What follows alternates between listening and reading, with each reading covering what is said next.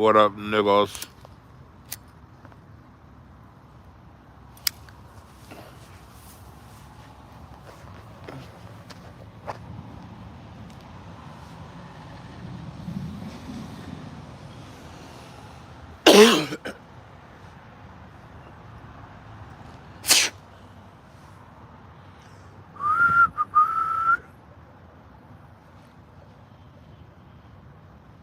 What you niggas talking about?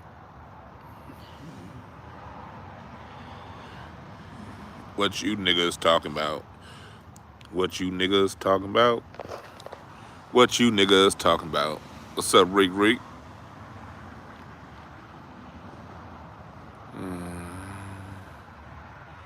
Oh, Lord. We have a simple mind in this motherfucker. Stop hating. Fix your wrist and man up, boy. What's up, Bruce? What's up, Chris? My nigga Chris.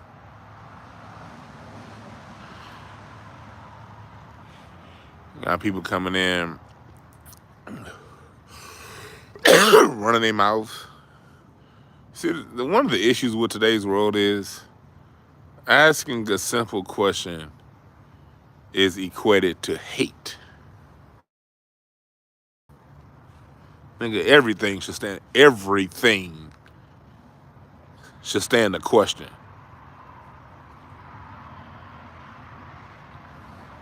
Everything should stand a question.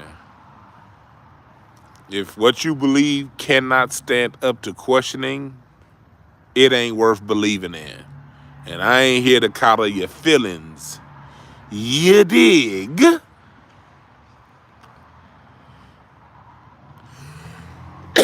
But I do want to know. What's up, King David? What's up, Eastwood? Like, this shouldn't... I asked this question on Instagram and Facebook, and it shouldn't be a hard question. It's not a hard question to answer. It's not a trick question. It's not of this coast is better than that coast. I still have yet to eat. Like, I was going through my Instagram comments, and I saw people from the South going right into attacking West Coast music. Now I'm like, shit, I didn't even say nothing about West Coast music. So other people attacking East Coast music. I'm like, shit, I didn't say nothing about East Coast music. But we can be honest. Like, I'm from the West. I'm very honest about what I don't like about West Coast music and how it and what West Coast hip hop has done to hurt our community. Just like I like to talk about what West Coast has done to help our community, you know? But I just remember a lot of people saying the South got something to say. And I'm like, that's a Southern slur. That's a Southern slogan. And what, Outkast said it? Well, we all know Outkast has something to say. Big Boy and Dre. Them is two gods right there. What's up, Dirty Cow? Yeah, but we've been hearing for a long time the South got something to say. I'm like, okay, what are you saying? Especially since 2000, 2005. Everyone in the Dungeon family was dope. Let's start off by saying that. If you bring up the Dungeon family, we all know the Dungeon family got something to say. Goody Mob, Outkast, CeeLo, all them. We all know that. But when we talk about the Goody Mob, you talking about 90s. I'm talking about post 2000, post 2005. You know, we ain't talking about Scarface. We know the Scarface is the shit.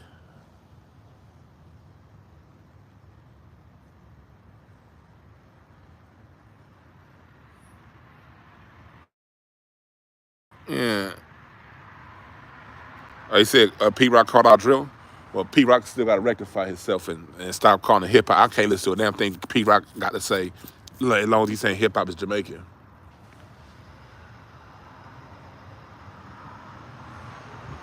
But here's why we got to ask that question. What has the South done What is their message? You gotta be honest about it. The good and the bad. And when I asked that question, I wanted the good and the bad. Unfortunately, on Instagram earlier, I got mostly people splaining, well, the West Coast don't have good music. Well, and I'm like, that's not what I'm here for. I'm doing my music history tree, and I want my shit to be right and exact. So I'd rather hear from people down south, what's the message? Is it the music? And I got some good answers. Some people say, party, hustle hard. Okay, I could take that.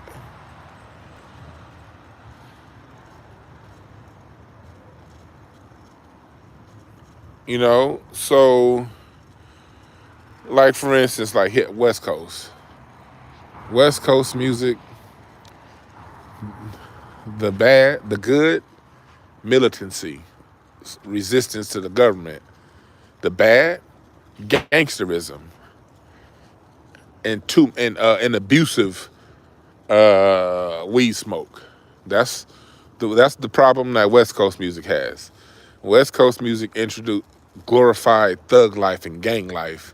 And anybody who knows me, I've been more than vocal about this since All Eyes on Me dropped. All Eyes on Me dropped when I was in the 9th grade. And the Chronic was cool. I like the Chronic. I like Doggy Style. But by the time we got to All Eyes on Me by Tupac, I saw all the square niggas turning into fake ass gangsters. So I've never been ashamed to call out the West Coast and all that gangster shit. So since I've never been ashamed to call out my home and where I'm from, I'm definitely not ashamed to call out a bunch of niggas down south. Y'all niggas ain't perfect. And if you think you are, fuck you. I can call you out. Especially if I call out home first. Kiss my ass.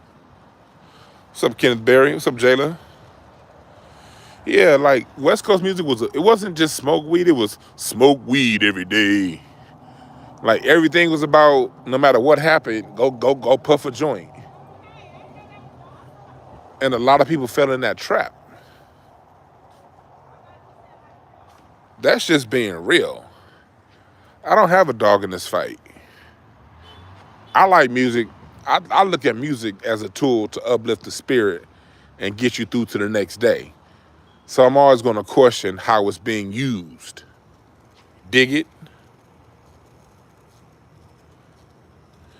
East Coast music. East Coast music, New York taught us our consciousness.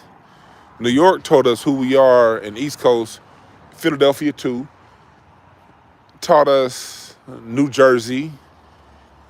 East Coast music taught us, East Coast hip hop taught us to fight the power. It taught us that we are from the motherland originally, which we are way, way, way, way, way back. It taught us more about, your Malcolm X's and your militant, stand up against the power. But the East Coast also brought in materialism rap. I'm flyer than you. My shoes are better than yours. My car, well, they didn't really do cars like that in the East Coast, but you get the point. Puffy came in with that bad boy bullshit, and Puffy told us to spend all of our goddamn money.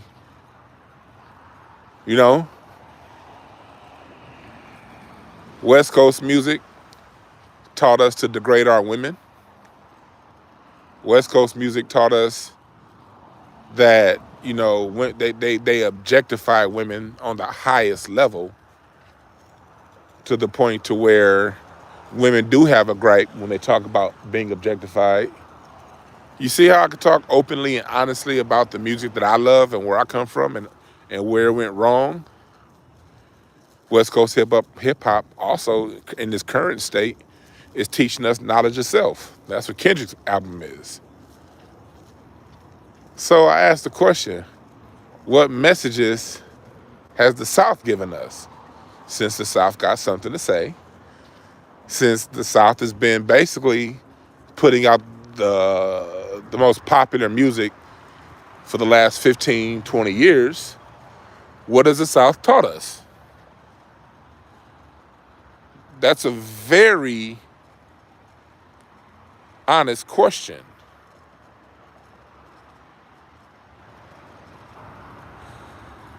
She said the big donkey chains. That's what I read. The South glorified sipping, popping pills, and strip clubs. That was an overriding message from a lot of Southern hip hop. Now I know you got your big crits, but I'm talking about the people that got elevated to the highest levels. Because we know big crit exists. Just like here in LA, we have our, and everywhere has this local, regional people that are really good. I'm talking about who did the South elevate to the top? Who did the South put at the top? They put T.I. at the top, trap music. They put Rose at the top, fun and bullshit music. And I love Rick Ross. Shit. I fucks with Rick Ross.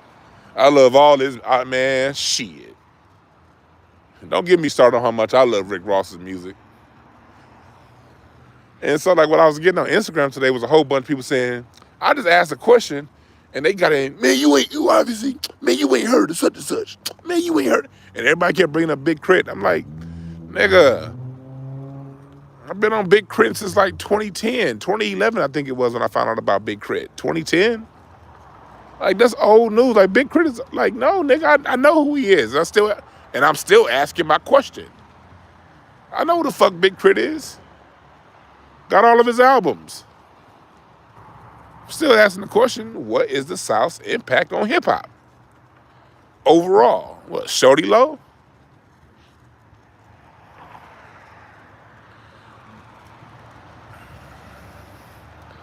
Ludacris's party music. I love Rhapsody, but does the South love rap? Do they push Rhapsody? Is Rhapsody being elevated? Shit, Rhapsody. Shit. I hear more of her shit that she do teaming with TDE than anything else. You said the South gave us ownership concept of music? No, that was already around. South didn't give us no ownership contract in music. Remember, Percy Miller came out to Oakland to learn that game first. Master P learned the game in Oakland and took it to the South. That's according to Percy Miller himself. The West Coast was all about ownership before it got to the South.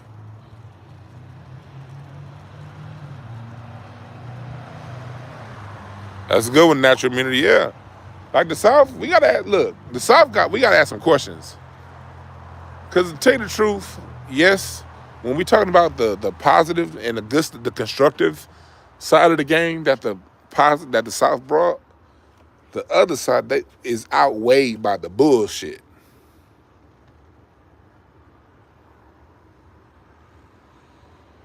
It's outweighed by the bullshit.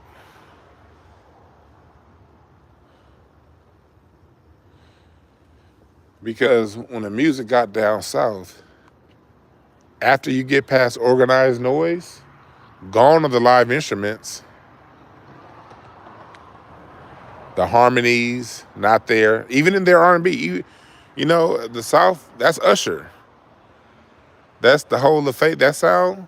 Gone are your harmonies and melodies on the R&B side of the game. On the R&B side of the game, they took out the background singing, the layering. Basically, our Southern R&B's become basically trap music with somebody singing some bullshit on top. Southern hip hop has been Lil Wayne. Lil Wayne is the one that the South elevated. The South elevated Lil Wayne. The South elevated the whole Cash Money sound. The South elevated T.I., the trap sound. The South elevated screw music. And each genre is divine within itself. I'm glad for them. We need strip club music. We need screw music. You need trap. All of it's necessary. All of it's divine. I ask this question because I'm asking, okay, where's the balance? Because if I ask one general question and everybody can only give me 2 or 3 names, and those 2 or 3 names that they give me, the South don't even support the way the South should. The same way I talk about New York and its materialism rap, the same way I talk about the West Coast and its objectification of women, over smoking weed and worst of all, gangster life. Nigga, the South get questions too. You niggas ain't immune.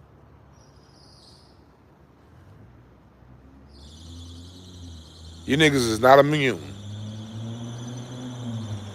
Yeah, but what about, yeah, Dave Banner does give a good perspective, but what? By the time David Banner started giving perspective, people stopped listening to him. Let's just tell the truth. David Banner was selling the most when he was talking about bullshit. The God Box was a great album. It was. The God Box was a great album. But how hard did the South push the God Box?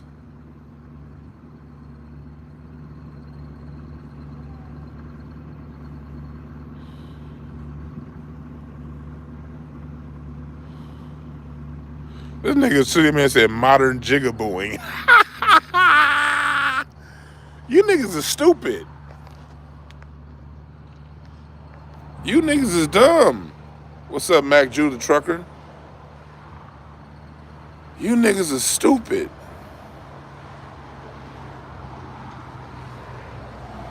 I love Devin the Dude. Can you please pass that to me? Y'all see how I can still love the South and question the South? That's why. What's up, Kenneth? KP? My nigga KP. What up, boy? It's good seeing you, man. That's my nigga right there. KP was there my first day on stage as a stand-up comedian, like 12 years ago. Me and Larry. Yeah, we got J. Cole. I should, before I say this out, I should specify Atlanta. Let me take a few steps back. Because Big Crit, was he Memphis? Devin the Dude, like, I know, what's his name? Scarface is Houston. J. Cole is North Carolina. The people that talk the most shit when it comes to music is Atlanta. I probably need to reframe this question and say, okay, what is Atlanta giving us? That's probably what I should do. Yeah, Mississippi. Crit, Mississippi. Excuse me, I'm dyslexic. I will say Mississippi when I mean Memphis, and I'll say Memphis when I mean Mississippi. I'm dyslexic like a motherfucker. Yeah, Ninth Wonders in North Carolina. Pharrell is Newport News, Virginia, something like that.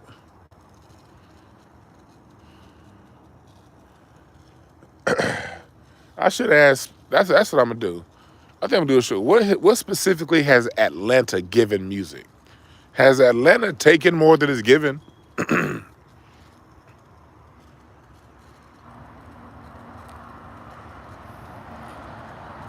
Outside of Outkast, and I gotta say because Outkast, for as much bullshit as the South gave us, Outkast by themselves almost balanced that out. They were so goddamn good. Outkast gods. What's up, man?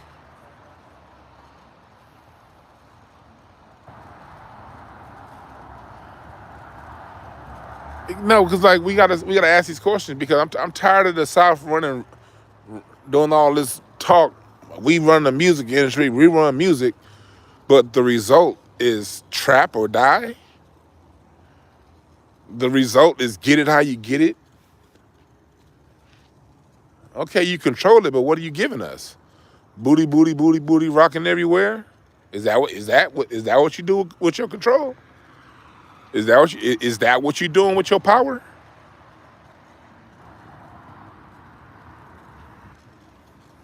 You telling us lean with it, rock with it? Is that what you doing with your power?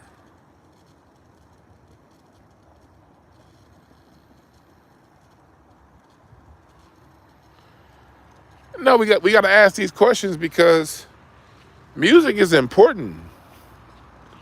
Music speaks to your soul. And I'm not here to judge because all of it's good. Like at the end of the day, if you want to hear some degenerate lyrics, listen to the blues.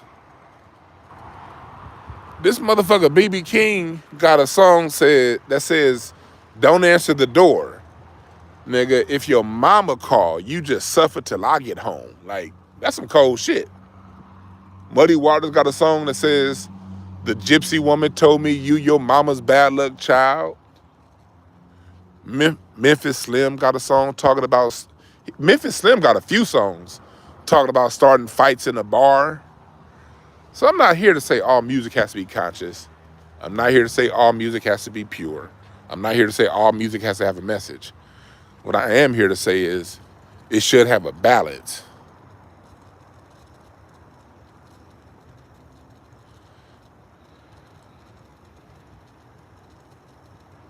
This nigga said the blues will make you think about killing your old lady. you damn right it will. I love the blues, but shit, for me, I can't get no more than like I give when I'm listening to the blues, I can go about 30 minutes max with the blues. After that, I got to change it.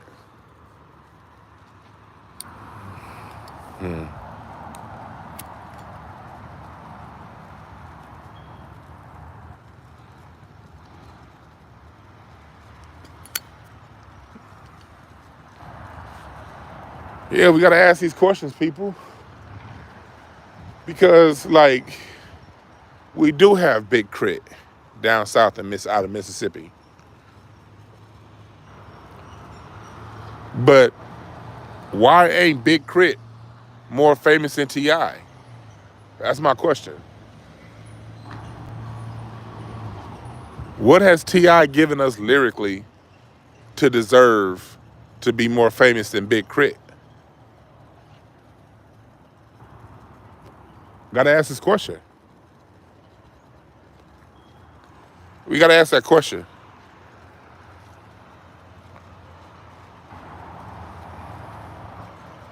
Y'all notice how, look, and notice people, as new people come into the chat room who haven't been here, they're gonna keep repeating the same names, all right? Just pay attention.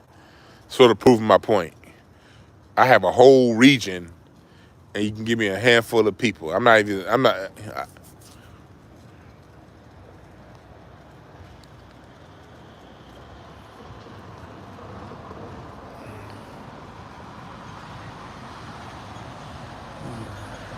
What's up, DC Static? What's up with all you niggas that I must not have heard? Look, don't project your ignorance onto me. You know how much time I spend every day listening to music? I'm talking about, I brought this conversation up because I listen to these people you're naming, okay?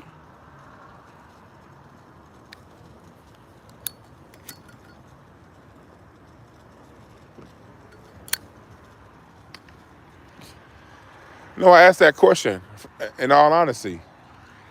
What has a lot of these people done to earn their their status?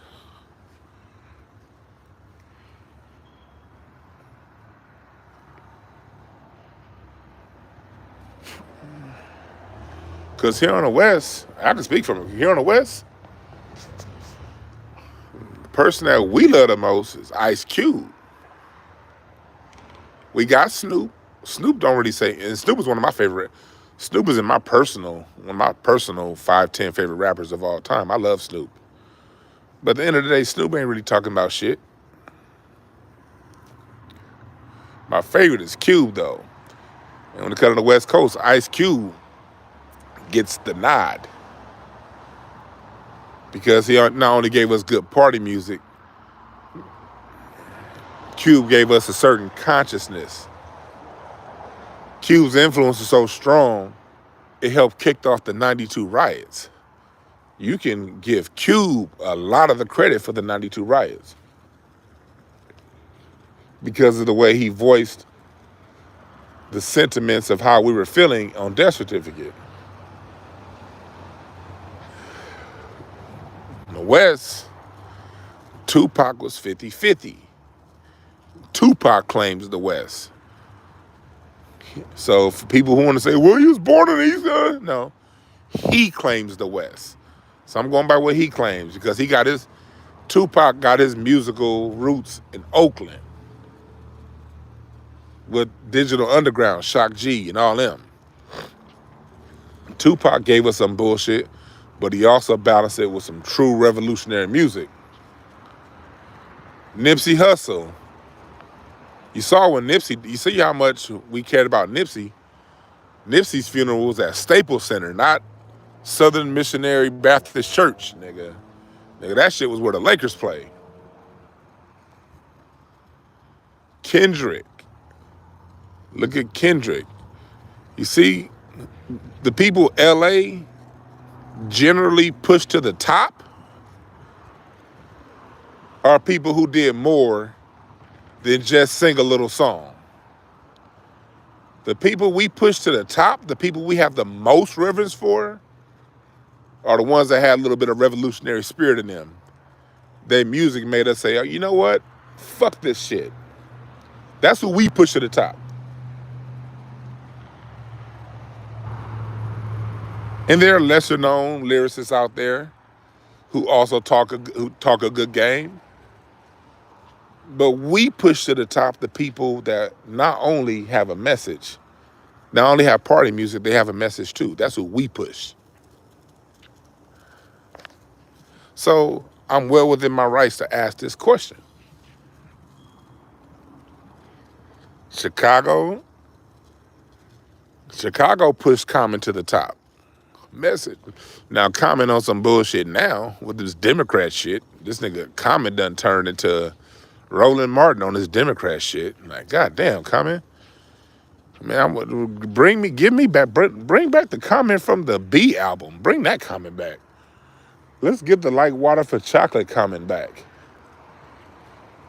When Kanye was speaking some real shit, Chicago pushed Kanye to the top. When he was talking that real shit. Them first 3 albums,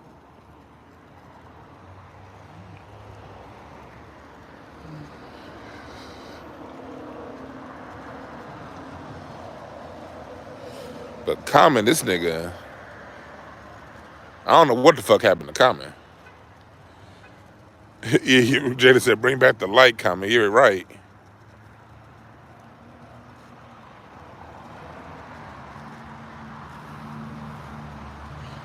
Nigga said, bring back Common when he was dating Erykah Badu. Because it's like, and I keep seeing all the name again, outside the Big Crit and J. Cole, it's like, everybody naming Goody Mob, these are all niggas from the 90s.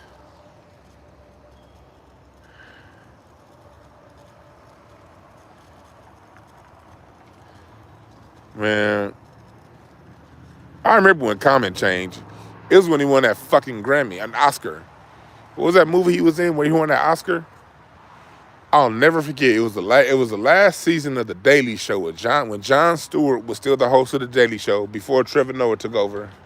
I'll never forget when I saw that change in Common. Jon Stewart asked Common, what do we need to do? I think it's like right after Trayvon Martin. This nigga Jon Stewart asked Common, what do we need to do to mend fences between the races? And this nigga Common basically said, black people, we need to reach out our hands and extend it, basically reach out our hands to white folks and ask and speak in forgiveness. I'll never forget when Jon Stewart said that. When Common said that shit. I was like, huh? And ever since then, Common has been the Democrats' personal bitch. Highly disappointing because Common used to say a bunch of real shit. That motherfucker went from real nigga to the Democrats' personal bitch. Oh, Common, I thought you was the man. I thought you was the one. Yeah, Bruce, when they start putting him in movies.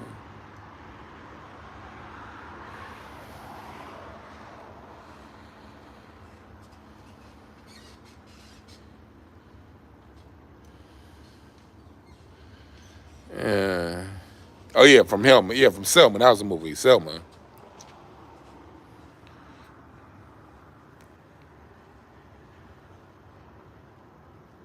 Canterbury. Oh, you said the South can't take credit for J. Cole? Okay. Yeah. ATL brought what lingo? He said the lingo.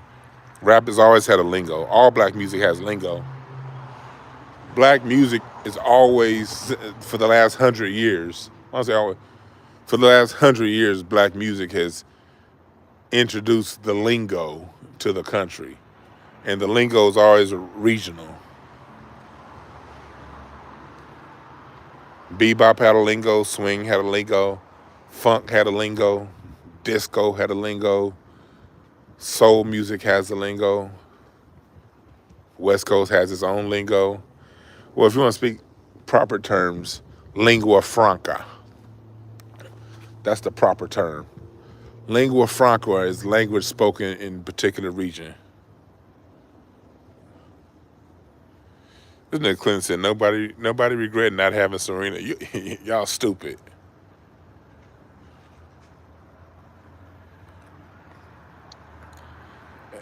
He said that's not unique to Atlanta, allowing everybody to eat. That's generally how all black music is when it's not corrupted by white ownership.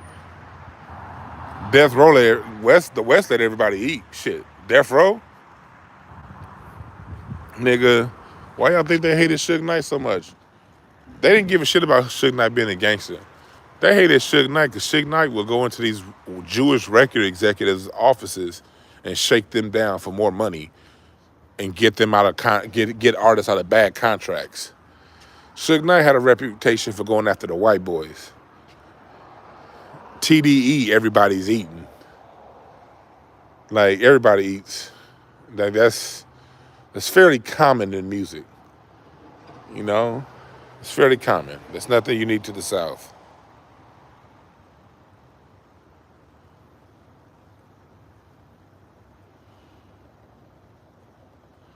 LA artists put every. Do you know? Let me give y'all talking about something. Everybody put. LA artists put everybody on. That's, like I said, that's Oakland. Oakland artists put everybody on. Like, that's Detroit. Like, do y'all know the current jazz landscape? No, I sound like the man that stuffed his dick in your mama's mouth. That's what I sound like. I can't stand simple-minded niggas that go right to the word hater. I mean, you just can't think.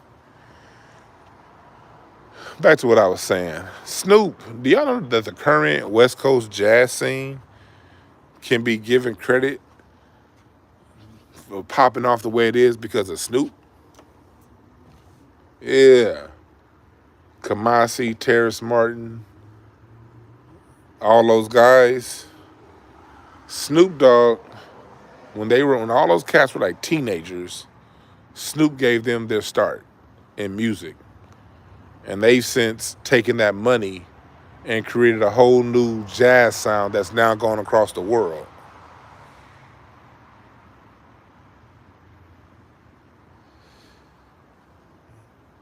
The West Coast is about unity, Andre Bryant. What the hell are you talking about? See, you niggas watch too much fucking TV.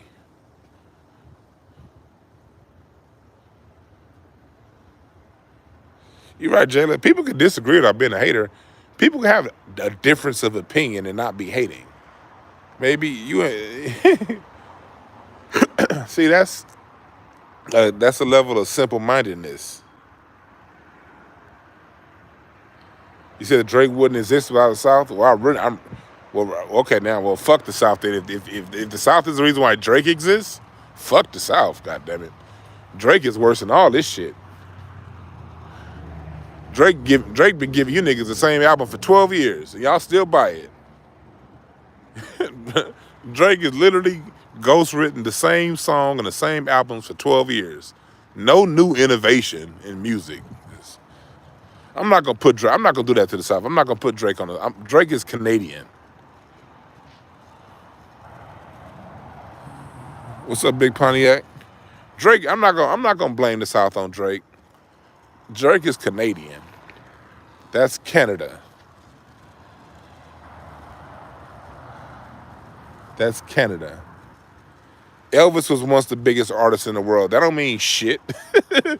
Man, no, matter of fact, the biggest artist in the world is BTS right now. That K-pop group. After Michael Jackson, the biggest artist in the world don't mean shit. Michael Jackson was the last, like, really the most talented, biggest artist in the world. After Michael Jackson, is the biggest artist in the world has not been the most talented, and not close. Usually they're mediocrely talented.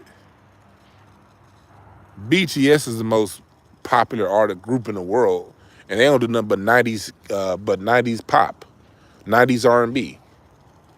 BTS is Korean New Jack Swing.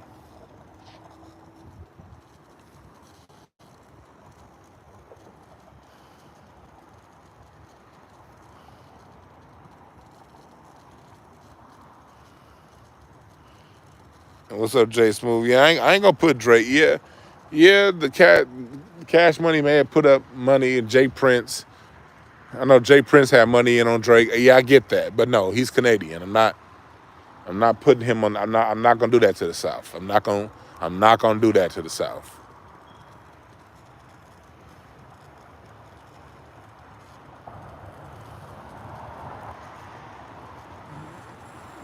I'm not gonna do that to the South. But one thing I also am not gonna do is I'm not gonna allow lies to happen. You can speak your truth about your region without creating a lie about someone else. If you don't think the West Coast is united, what the fuck? Like, that means you just literally have not paid attention. You didn't see me say anything about the East Coast or the South not being united. I didn't even go there. But somebody in the chat room said the West Coast ain't united. Do you know DJ on All Eyes on Me? Dr. Dre produced it and DJ Quick engineered it. DJ Quick engineers so much music on Death Row. Nigga, Ice-T put a lot of people on. Cube put people on. Snoop has put so many people on. Dr. Dre. What do you mean? Look, Anderson .Paak. Who put Anderson .Paak on? Dr. Dre. Who rapped on Anderson .Paak's first major release? Snoop. Who rapped on Kendrick Lamar's first major release? Snoop. MC8. Dr. Dre. The fuck you mean the West Coast don't work together? See, that's the only thing I don't like. Like, we can have discussions without making shit up. like we can do this. We can just say, hey, I like what I like because of A, B, C, and D. I like what I like because of D, G, Y, and F. Cool. Ain't no argument. We good. I may not agree with you.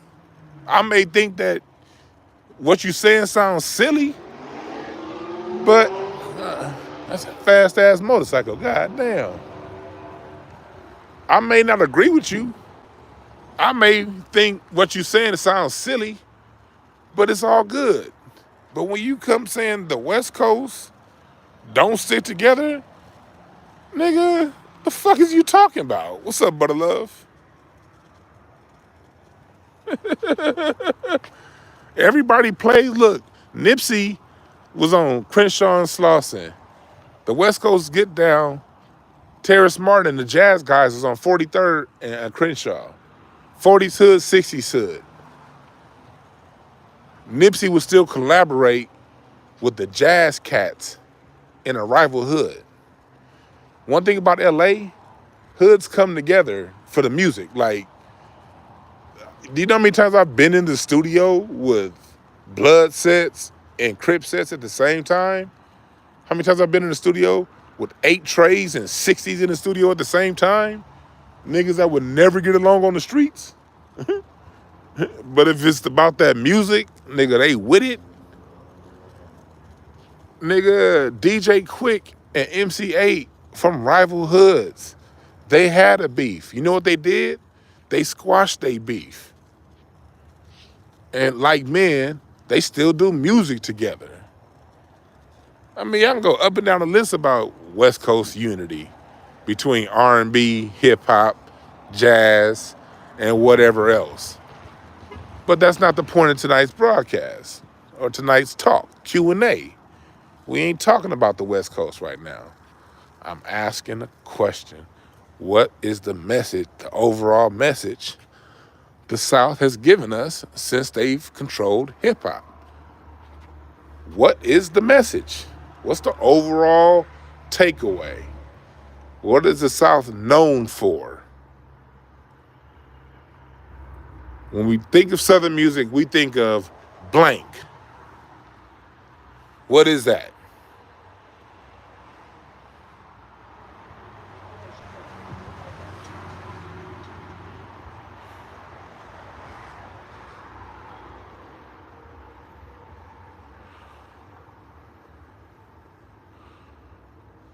Lane, trapping, gold teeth, artist dying, lean grills, donks, trapping, freestyling, strip clubs, crunk music, trap music, the dressing cars and women, pimping, trapping, and swag, grills, positive influences, unity 40 years ago. And there we go, some honesty. That's the whole point. It's like when I see people getting the defense, like, and I was disappointed on my Instagram earlier. Because when I see people getting from a simple question, you're getting defensive just off of a question, that lets me know right there that you know it's some bullshit. Have a good time, even if you're getting high. That's how you know you on some bullshit. Like, people don't know. Yeah, like, y'all don't know how y'all tell on yourself. If a simple question, I had one person on Instagram say, it sounds like my question is biased. I said, what do you mean? All I asked was, what was the message? If you told me the message was something positive, I'd have been like, all right, cool.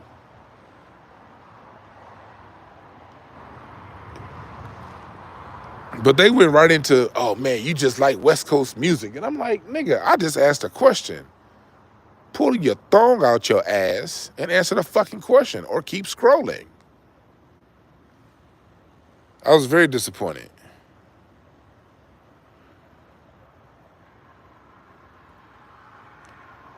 Yeah, brother love, like, why are you so tender? Like, I had one person ask me, they said, then they asked me straight up, what's the takeaway from West Coast music?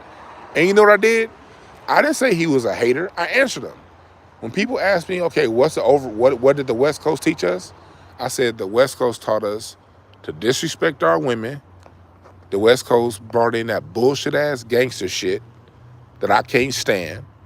But the West Coast also taught us resistance to government and government tyranny. It taught us to resist at all costs government tyranny.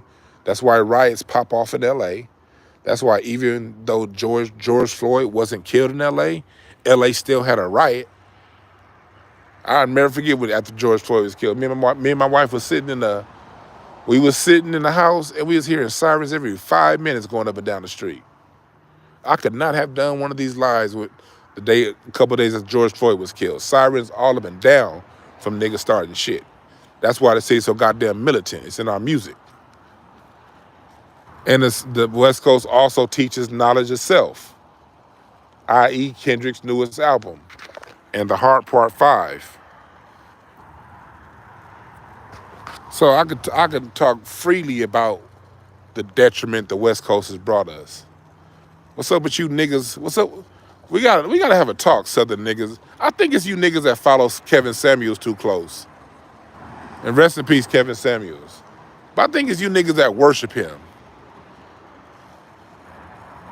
And I think it's you niggas that, like, worship, like, these guys. It's like, We don't need to, we got to stop the idol worship, man. You take the information you can take and keep pushing. Don't take this shit personal. No disrespect to you, Kevin Samuels, Rip. You a good brother. I ain't talking about you in particular. This nigga said, good thing I'm from Memphis and not Tennessee. That's funny. Like, you should be able to ask, men should be able to be asked questions and you give an answer. Nothing's perfect. I love the West Coast, but I don't give a fuck about the West Coast if it ain't doing right. The West Coast taught us that being a gangster is cool. That ain't cool. You see how easy that was, you Southern niggas? But I've been saying that shit since 9th grade. When I saw 9th grade is when All Eyes on Me came out. And I saw the change. Yeah, the South Central Cartel.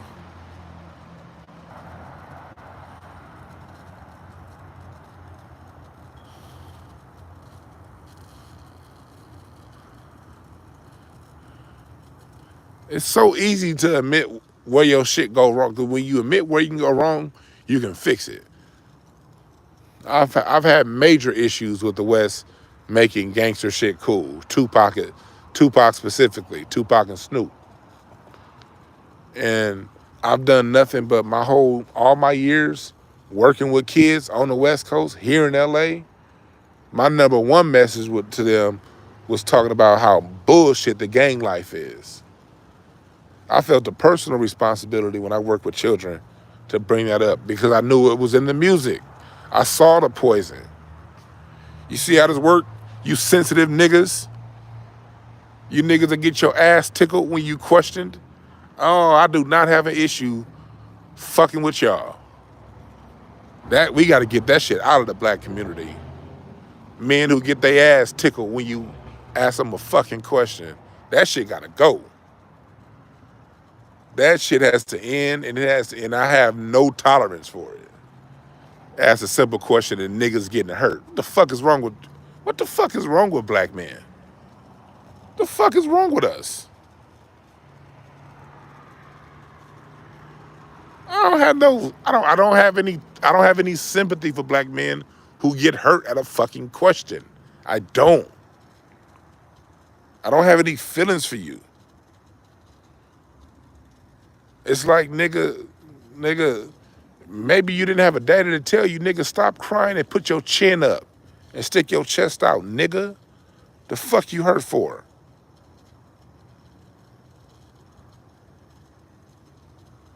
Nigga says a soy milk he grew up drinking.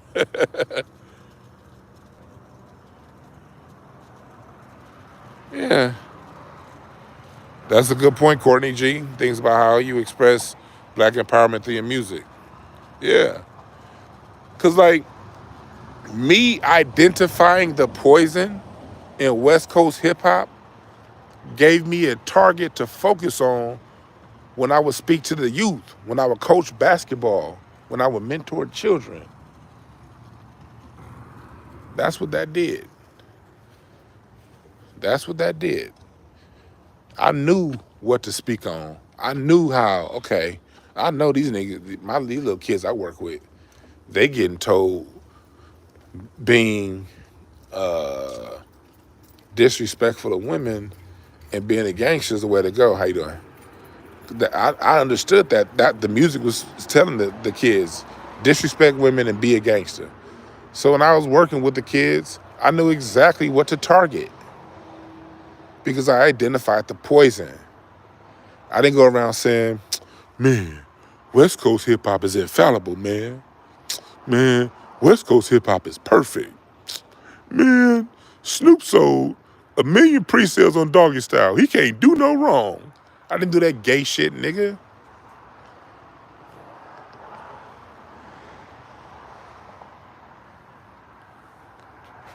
That's a good one, Simo. A lot of these men were raised to be reactive and not proactive. Yeah. That's a real one. Rap debates tend to be 75% emotional. Yep.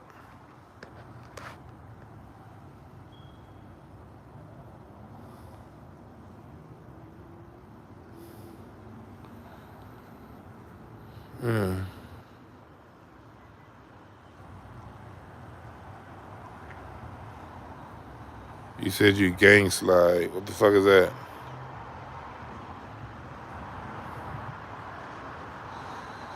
Yeah, but like, nah, I don't. I understand the degeneracy of the gangster lifestyle, and in West Coast music, there's a positive side to the gangster lifestyle, but that's not what was getting pushed in the music. Protect your community. That's the upside of gangster life, but that wasn't what they were talking about in the music. The music was talking about black men shooting other black men. That's what was in the music.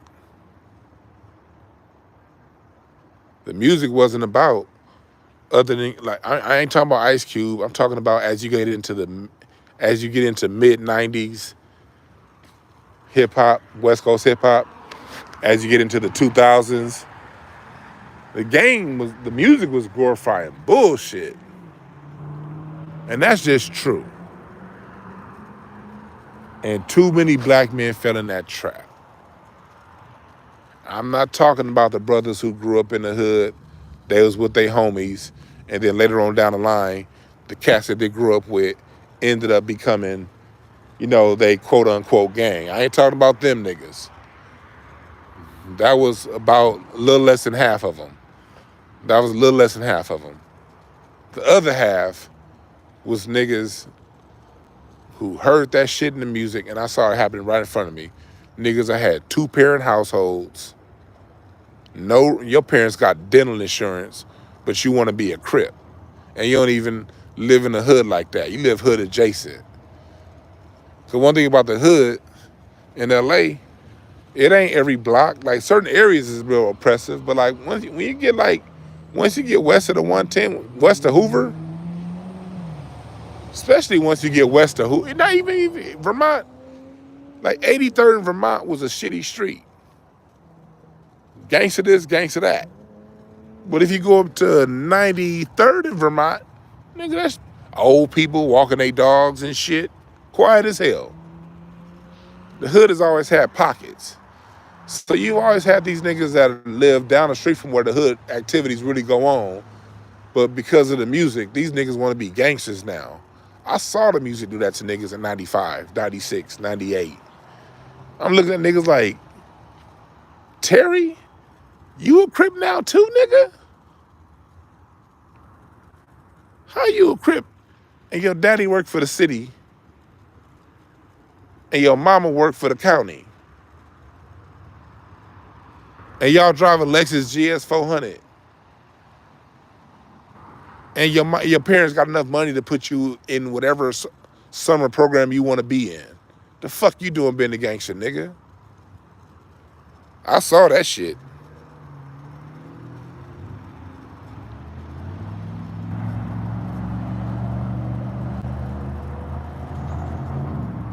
I saw that shit happen right in front of my face. Niggas who was good kids wanting to be gangsters. The fuck out my face.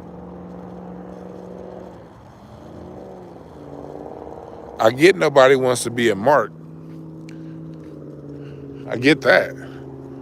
But people who get the most respect are the ones who can stand on their own too.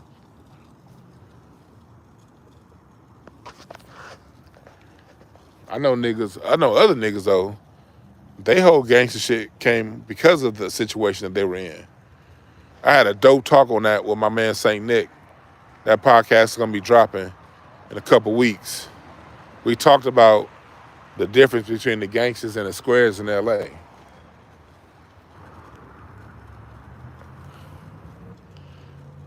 Well, I respect half the niggas I know that are gangsters. Little more than half. There's other niggas that's like, nigga, you ain't no gangster, nigga. You doing this shit because you thought this is what the bitch is like. You probably wasn't even, you wasn't, nigga, you ain't pulled a trigger.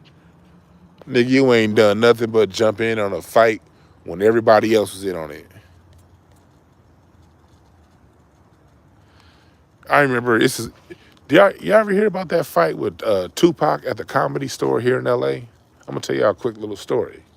I'm not gonna mention any names because I only say names. I let people use, if people want their names to be said, they can say it. I don't say people's names. But there's a comedian that I know I'm hella cool with. He was there when Tupac got in that big old brawl at the Comedy Store on Trippin' on Tuesdays.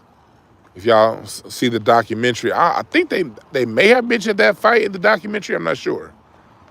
But there was a major brawl at the Comedy Store. And it involved a certain set that's very popular. They have rappers that mention their name all the time, that particular set. It's a couple comics I know that was in that brawl. But the people sitting on the stand pointing their fingers saying he the one that started it, they were the ones from this particular set that rappers seem to rap about all the time. And the dude they was pointing at was a man that wasn't from no set. He was just defending himself. And he ended up knocking a few niggas out. It was the gangster niggas snitching on the non-gangster. And I confirmed why I never got involved in that shit. Half these niggas is cowards that hide behind a label, that hide behind an affiliation, that hide behind an association. So one of my boys had to end up getting a record. Everybody got in a fight, but the people from this particular set pointed at a nigga who wasn't from the set. That ain't cool.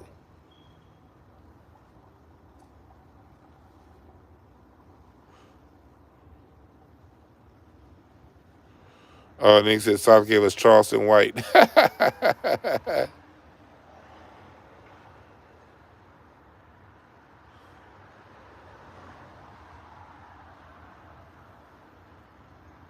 Somebody said you won't diss them. I don't disrespect anybody.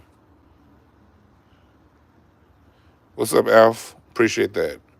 Somebody said you won't diss them, no. I don't diss nobody. I tell the fucking stories. If the stories hurt you, that's on you. I don't tell names. I don't incriminate people. I know that. I just tell shit that I observe. And you can like it or not like it. It's a lot of suburban niggas that join gangs. I know a few niggas that live like out in fucking Northridge and all them other places. And them niggas got in gangs. Like, what the fuck you in a gang for, nigga? You live in Northridge. The fuck is you banging?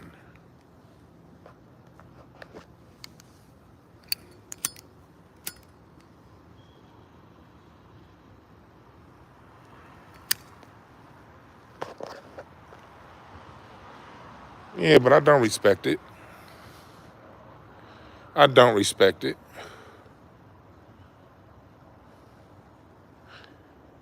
I don't respect that mentality, that sheep herd mentality. I don't respect it.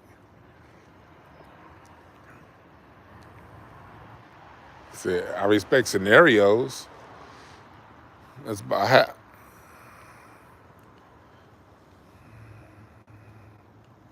It's nothing to put this. I don't glorify it.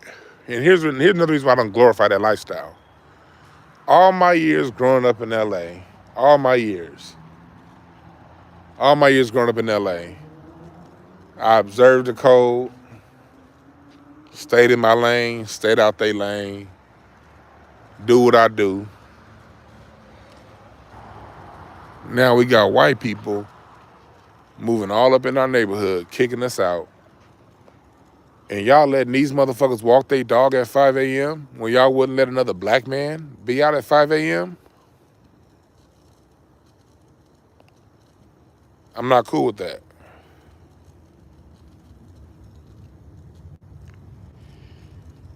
White folks moving in, they moving into the pits and to the bottoms of the hood right now. And they have the least bit of worry. So if you in this chat room still mad at what I'm saying, go bang on the right people, nigga. Fuck you mad at me for?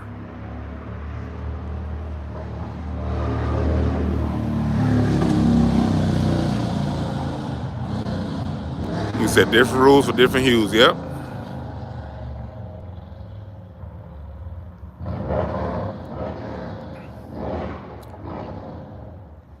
Yeah, we put the West Coast, we pushed that lifestyle on the world, on the country, on the world.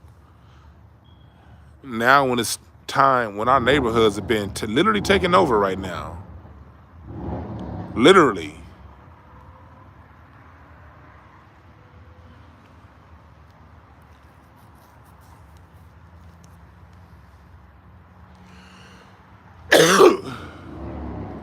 That's the problem.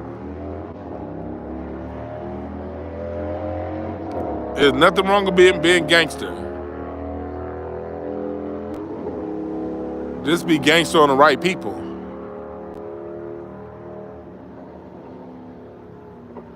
And a lot of ex-gang members from the 90s figured that out. A lot of niggas I was banging in the 80s and the 90s, the ones who are still around now, a lot of them figured that out.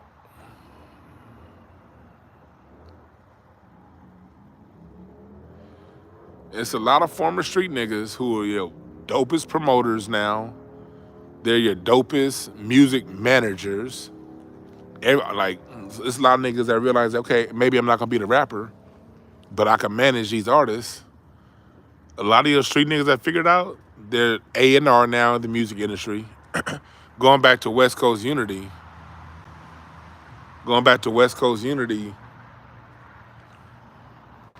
Somebody just say, oh, you said they're tired of going to the pen, but you was just gangster towards me, D Spears. When I was talking about the gang life, when it came to me, you was rah, rah, rah, rah, rah. Dwan better watch out. Dwan better watch his mouth. The minute I bring up white people, now you say they're tired of going to the pen. The fuck is it? Which one is it, bruh? That's what I mean.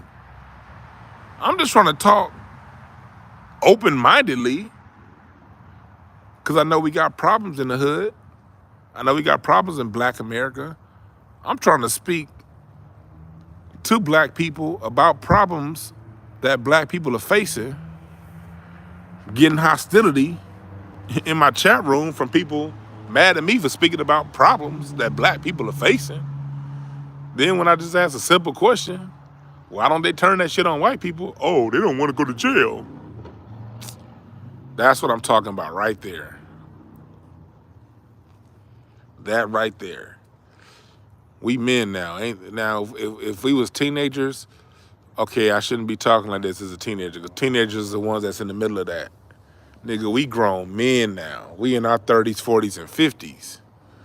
We should be able to have these talks without the bullshit-ass tough talk. We should be able to have these conversations without somebody trying to be tough.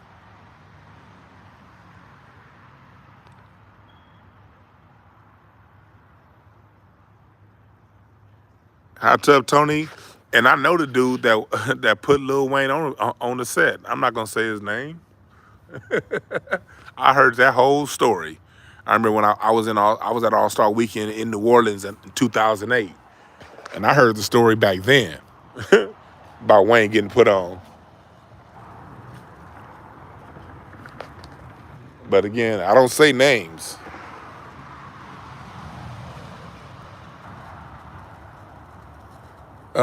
But that whole story about Lil Wayne getting put on was funny, because Lil Wayne, that was a funny story. I heard that story firsthand.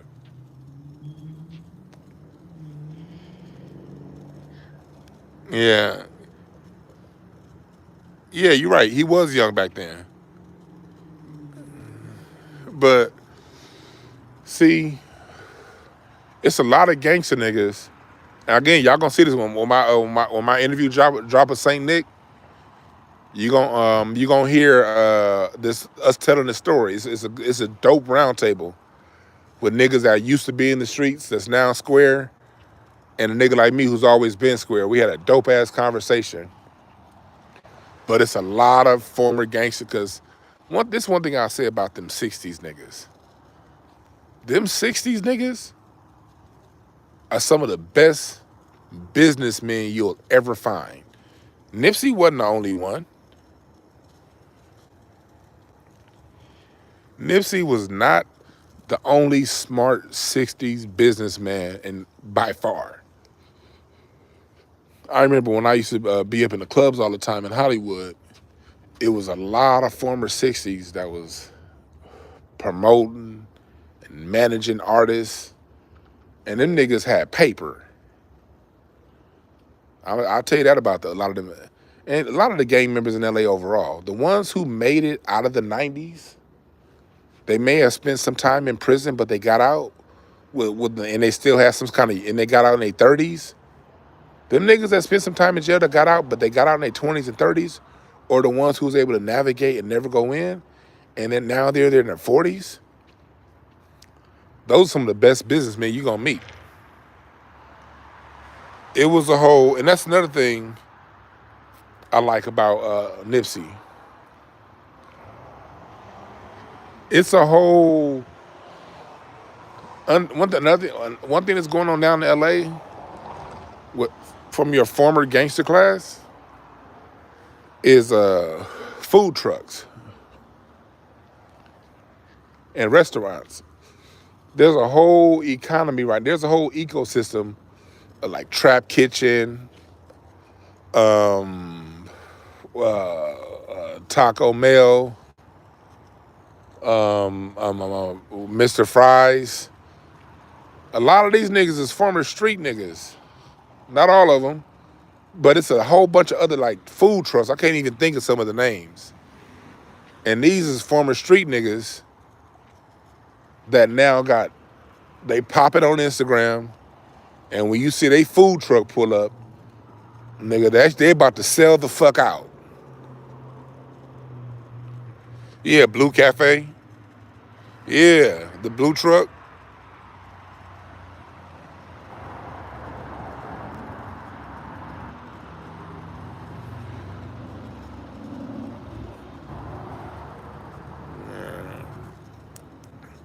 I'm not gonna speak on who got Nipsey killed.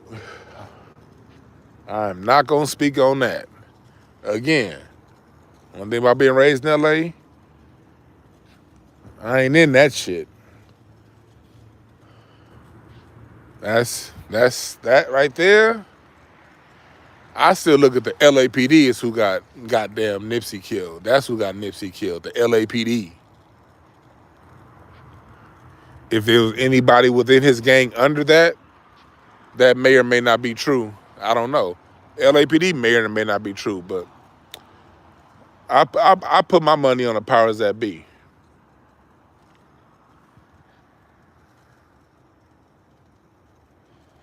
I put my money on the powers that be. Because they orchestrate all this shit. I did a whole breakdown of that on this very channel. Go back and look at that whole task force that they had. See, one thing about it, the police work hand in hand with the gangs out here. Make no mistake about it. These niggas that get locked up for a weekend and put back on the street, yeah, they got friends in law enforcement. Let me just say that.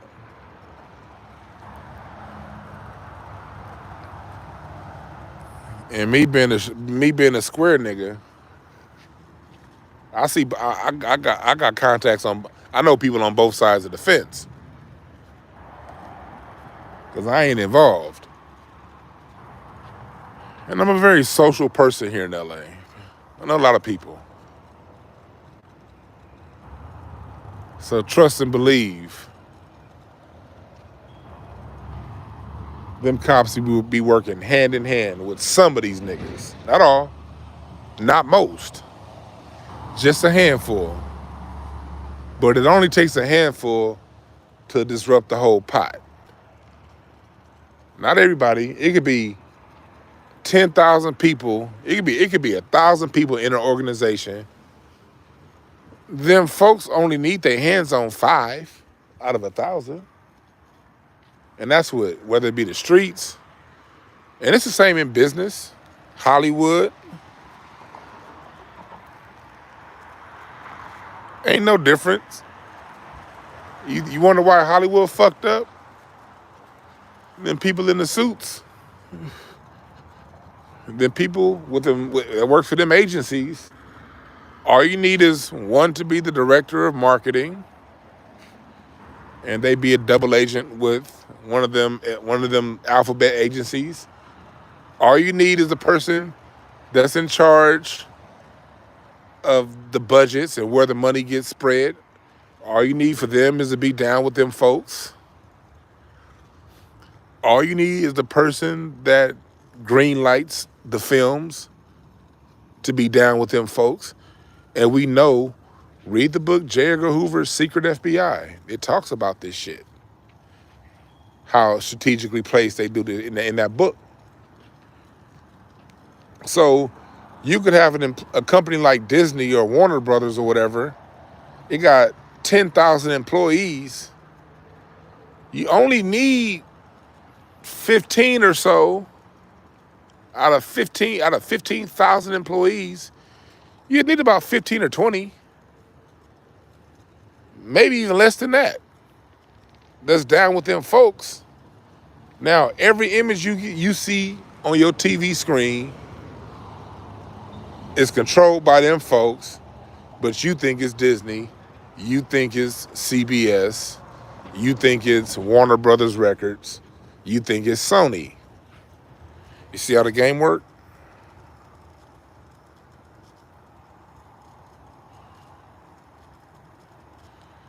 What's up, my opinion on those cops in Texas? Which ones? Oh, you mean, we gonna talk about that. I'm gonna do a show on that.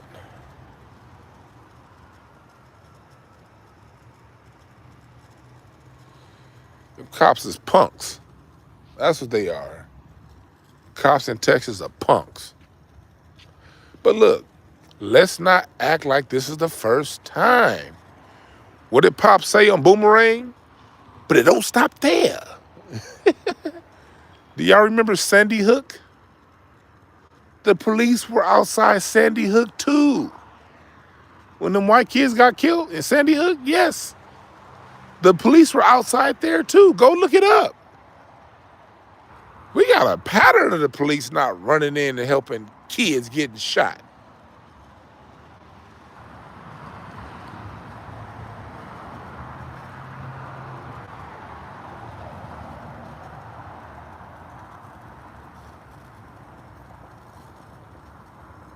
Man, the cops don't protect. The cops are punks. Their job is to make it home safe. That's their job. That's the police job, to make it home safe. Protect and serve businesses and rich people. That's what they're protecting and serving. No, they ain't serving you niggas as headaches and heartaches and billy club shots.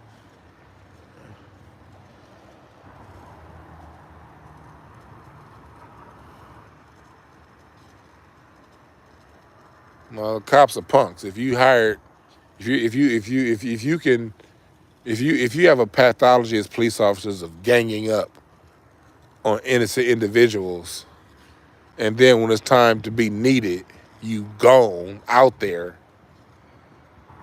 Like yesterday on Craig Facts, Brown tried to come in and say the police were holding niggas up doing the riots. Fuck no.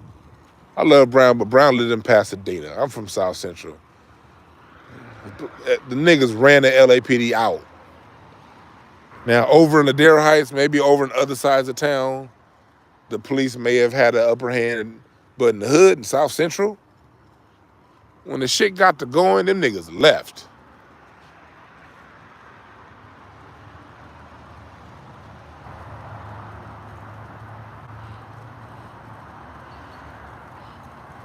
The reason why the cops can punk a gang member is because the cops have a bigger gang with more guns.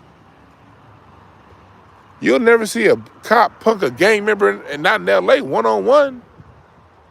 You ain't gonna see no cops. It ain't gonna be. He gonna have to have that uniform on. If he's just a regular ass person walking down the street, man, the cops ain't doing shit.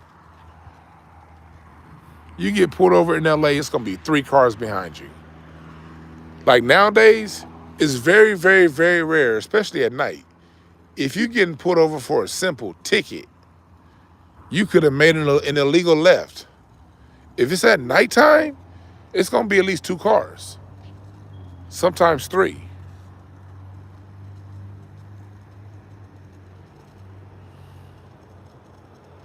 Hell yeah, the cops fell on January 6th. Stormed the fucking Capitol.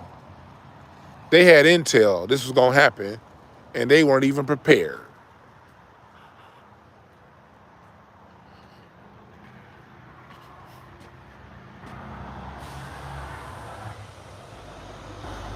Man, cops ain't doing shit. Like, the only reason why a cop can punk a gangster in LA is because it's gonna be 20 cops to 1. He'd be stupid to fight back.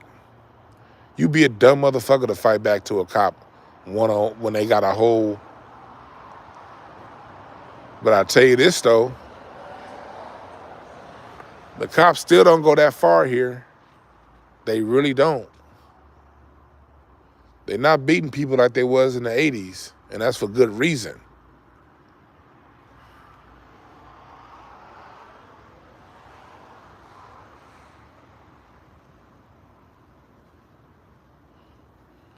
You're right, they never drove to the jungles alone. You're right about that. Yeah, so, no.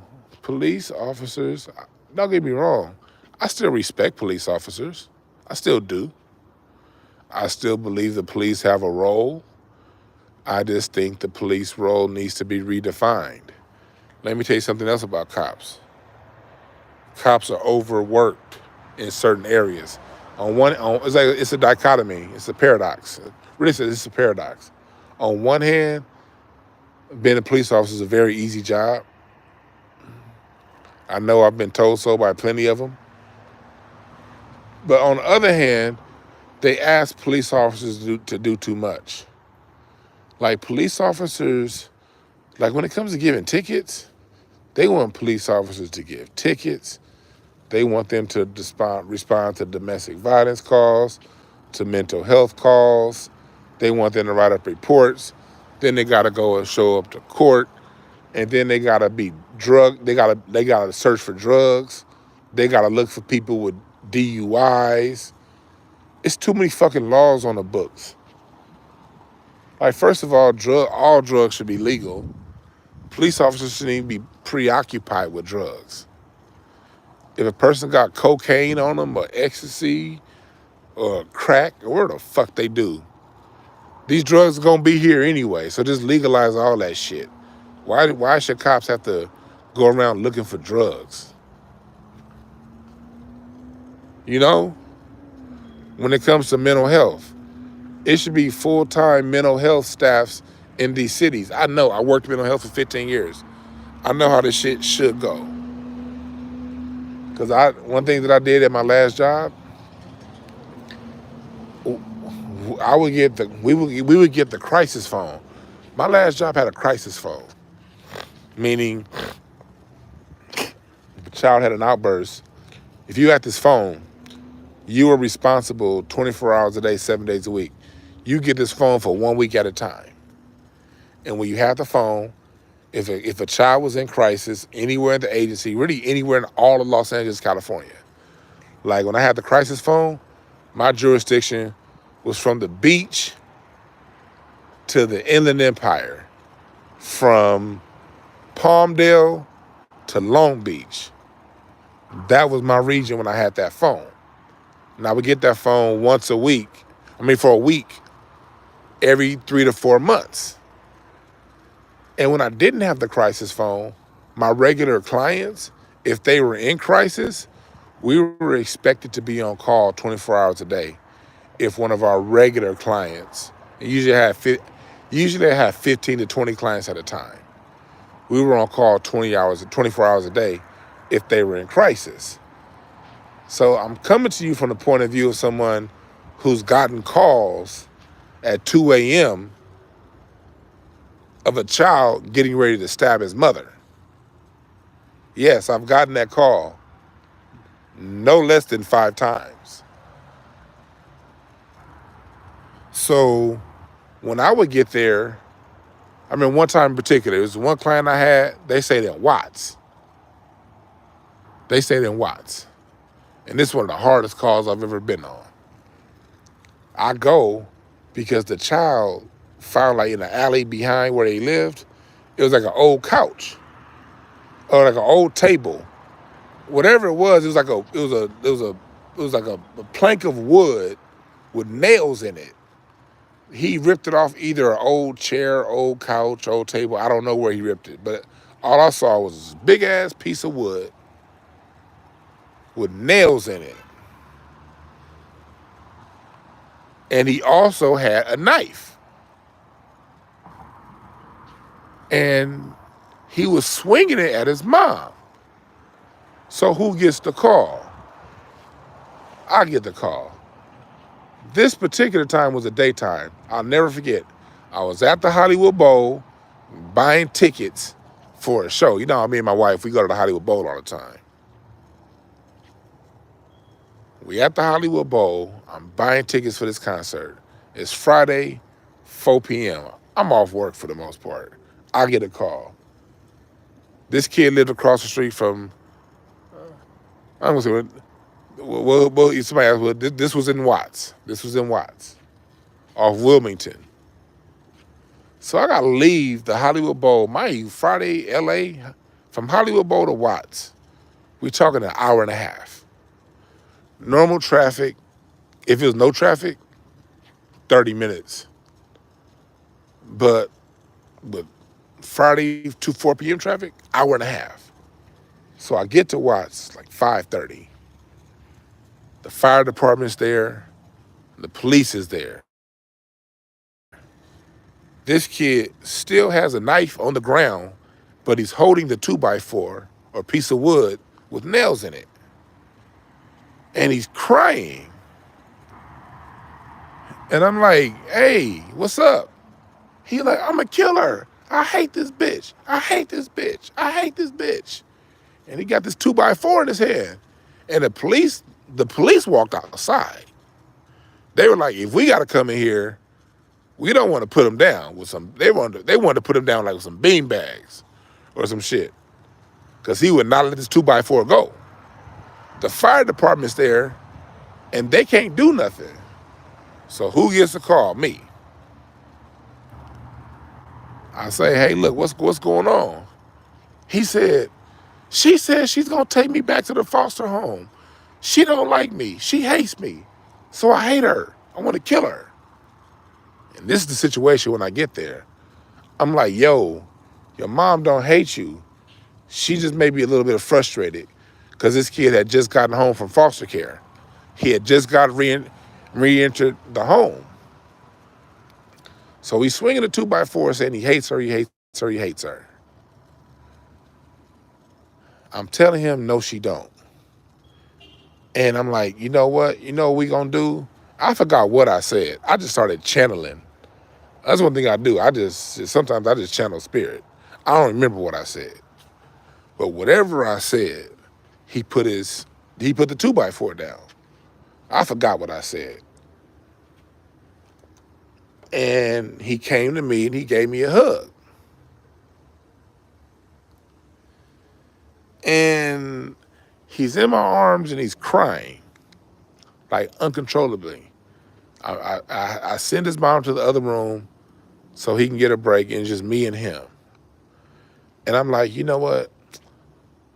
You under pressure, your mom under pressure. You haven't lived here in 5 years. So she's adjusting, you gotta adjust. Maybe she didn't mean what she said. And I'm calming him down. So the mom, when I get him calm, we go into the other room. The mom is still mad. The police leave, the fire department leave. And so the therapist is talking to the mom. And the mom had already called the pet team. For those of you who don't know the pet team, I know, Jayla, you know who the pet team is. The pet team is like the emergency response team. And in the county of LA, LA County, LA is the biggest fucking city in the fucking country. They only have 2 vans for the whole city. From Palmdale to Long Beach to the Inland Empire, not all the way to the LA County border. What's that? All the way, Ontario? Ontario's when you touch Riverside County? Ontario to the beach. 2 vans. 2 vans for people in mental crisis. The county of LA, I don't know if it's changed now, but as of like 3 years ago when I was still on that job, the county of LA only had 2 fucking vans for the whole goddamn county.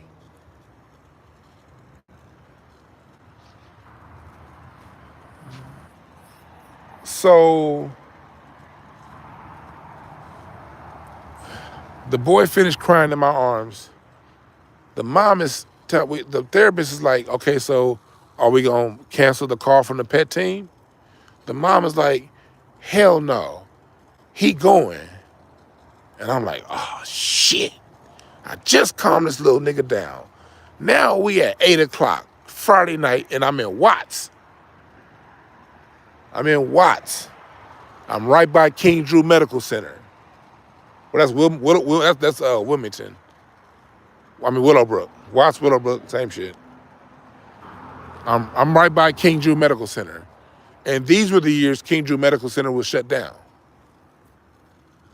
It wasn't open at the time. The county had already shut it down. So I'm right over there. The mom is mad. She like, fuck no, he going. He could have killed me. And then so he looks and he's starting to cry again. And so he sits down and you know what the mom said? The mom said, you a little bitch. I should have never brought you back home because you a bitch. And that's what the mom said.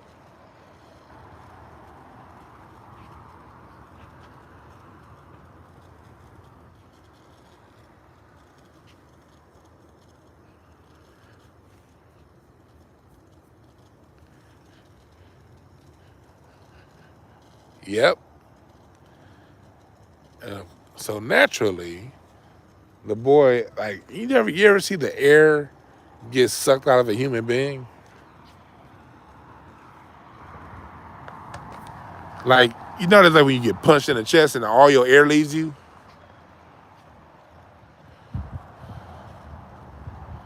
No, dummy, this isn't LA women. This is women across the country. This is a problem we dealing with in Black America. I heard similar stories from people that do what I do that work in Chicago, that work in DC. We had national conferences and I would hear these stories across the country. Degenerate is degenerate and everybody got degenerates. Just like everybody has beautiful people. Just like everybody has lovely people. Just like there are people out there that only mean good by you. Those people exist in every city, in every part of this country. This ain't a regional thing. This is life. So the kid loses all of his air and he cries. And he literally crawls to me. This boy's 13. And the mom said, yeah, you little bitch. And she kept saying, you little bitch. So I had to take him to the other room. And I had to sit with this boy until about 12 in the morning. That's when the pet team came, finally, to take him back to the mental health hospital. There he had to sit,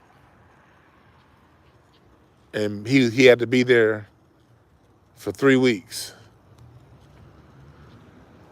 And they drugged him up, put him on all the drugs to numb him up. When in real life,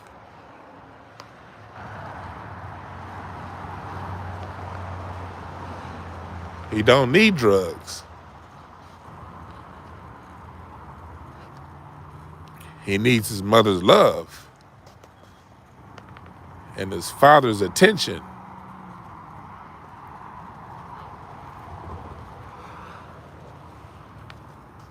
But he gets drugs instead in the hospital stay.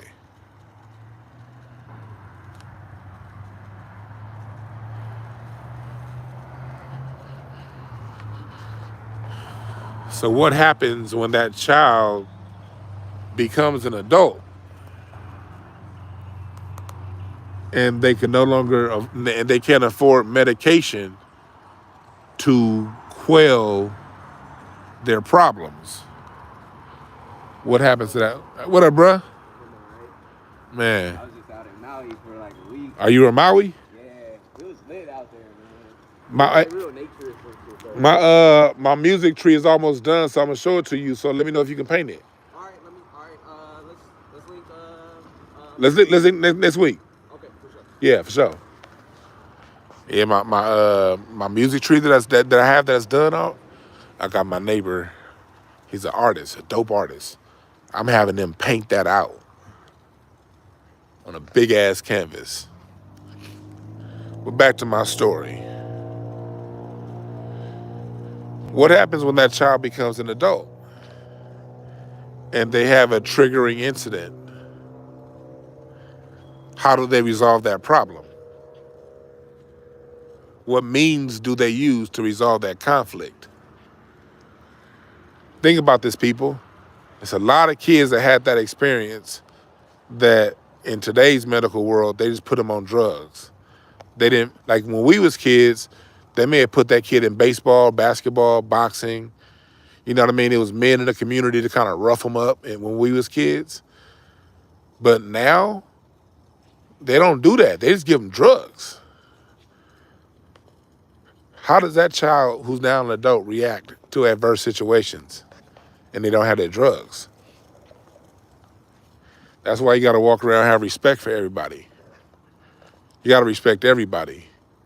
You got to treat everybody with respect. And when you see people that they at work and they at their job and they may be fumbling, they may be fucking up at their job behind that cash register, don't give them no attitude. You don't know what they're going through. They may have put in the wrong purchase price for what you buying because they got some real life situation going on. Don't give that person no attitude. I was at the store today. The person rung my shit up, and it was like $90 more than what I paid. I was like, hey, can we check that, please? And we checked it, and they apologized. He apologized twice. I was like, you know what? Shit happens, man. Because you don't want to be that asshole. Because one day, being that asshole, you're going to run across situations and people like this. And they're not going to be able to respond logically.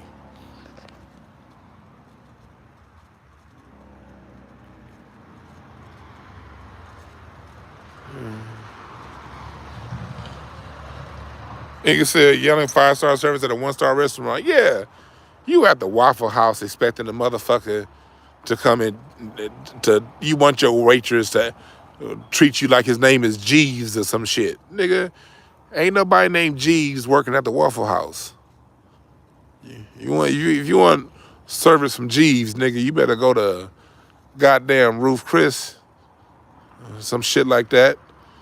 Nigga expecting giving a waitress at the Waffle House hell.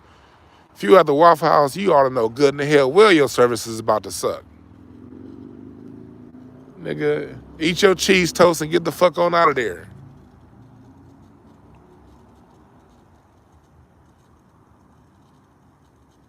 Or if someone just gets quiet on you during a conflict, or y'all about to fight. Or you about to get killed, nigga. But let me finish out the point I was trying to make about the police officers. Police officers can't handle that situation I handle. That takes a special skill set to go into a situation with an emotional mom, and when a mom is cussing out her son, and you have a son that has a knife in one hand and a 2x4 with nails in the other. Police can't handle that. I had worked a full day that day. I was off. But at that job Friday, usually we didn't see clients on Friday. We just do our progress notes and then like just kind of just chill out. Yeah, we'd be on the clock for 8 hours, but you know, we probably only worked 2-3 hours that day. Well, me, I was smart. But you stay on the clock. Somewhere at the Hollywood Bowl thinking my work day is done. Like, nope.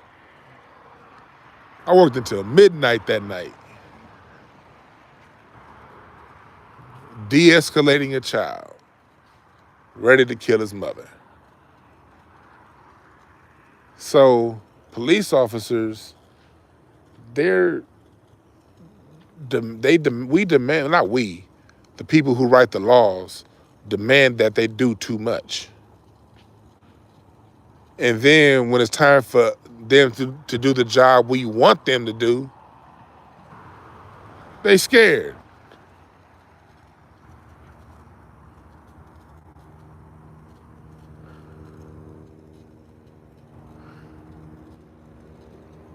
Because you got a lot of people that join these police officers just so they can mistreat people. The biggest of cowards. You do got brave police officers, but you don't have enough brave police officers. You got too many police officers that are just flat out cowards. And the cowards are the ones that's always trying to rough people up and violate people's rights. Those are the punks.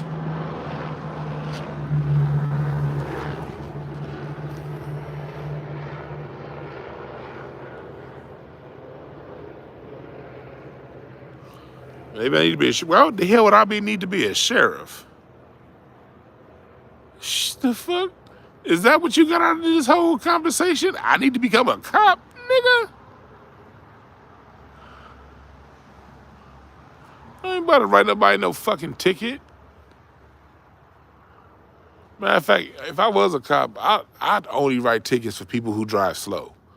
I'd write tickets for you motherfuckers that go 5 miles under the speed limit in the carpool lane. That would literally be the only thing I did if I was a police officer. I would just pull over people who drive 55 miles an hour in the carpool lane, and there's 2 miles of open freeway in front of that motherfucker. Nigga, if I was a cop, nigga, the carpool lane will always be moving. I can't stand you motherfuckers that jump in the carpool lane just to go regular speed. You got the middle lane going faster than the carpool lane. You sorry sons of bitches. What's up, Big Sky? Larry Smith said they always have different agendas, usually racism.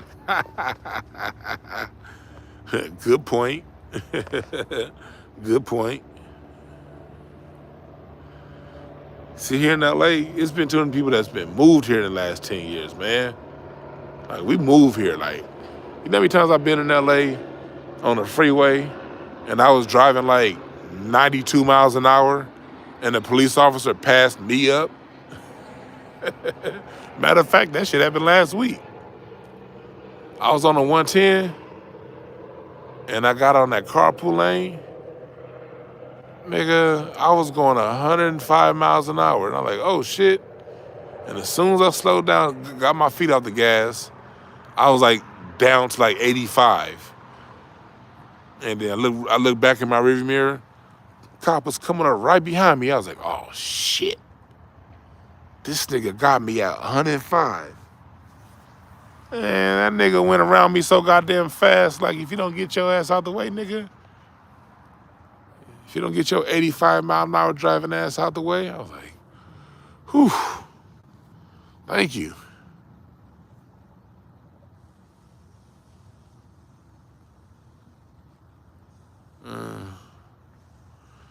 Nigga, I don't drive slow. I move. My car be, I got a hybrid, but that motherfucker push. Like, on my car, when I'm going 100, 105, 110, I can't tell until I look. I'm like, oh shit. Like today I was driving today down the carpool lane, cause right there in that stretch on the 110 freeway, in the carpool lane, like it goes above the freeway. It's like a double decker. So there's nowhere a cop can hide to be taking your speed. So when that shit open, I go. I hit 99 on that motherfucker today. I looked down. I was like, oh, shit, I'm going 99. Let me chill. Cause there was a bus kind of going slow. So when I went around the bus, yeah. Oh shit, I'm going 99. Let me calm down.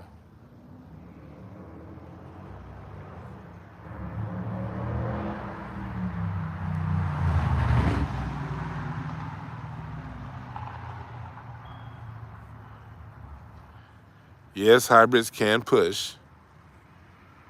Yes, they can.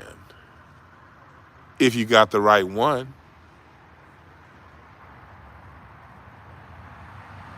You must not know much about cars.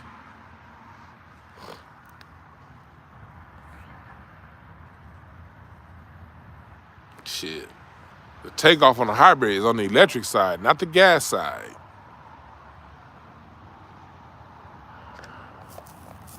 The gas come in later.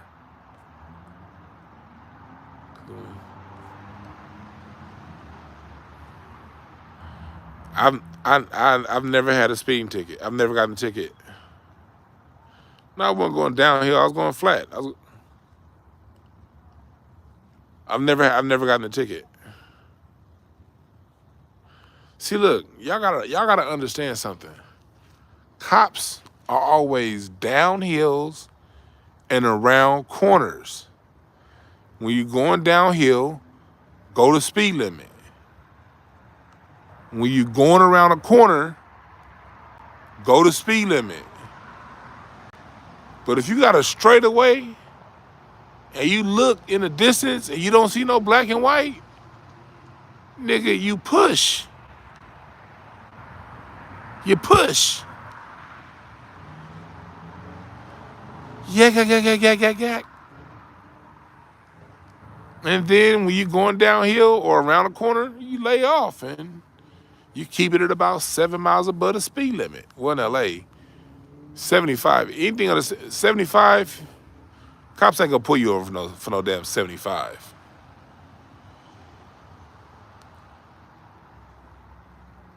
Cops ain't pulling over for no 75.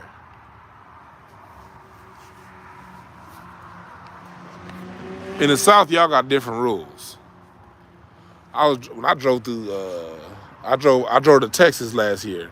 When I got to Texas, nigga, I obeyed the speed limit. I didn't fuck around in Texas. I did not fuck around. But when I be in LA, nigga, going to goddamn driving at 5, nigga, north.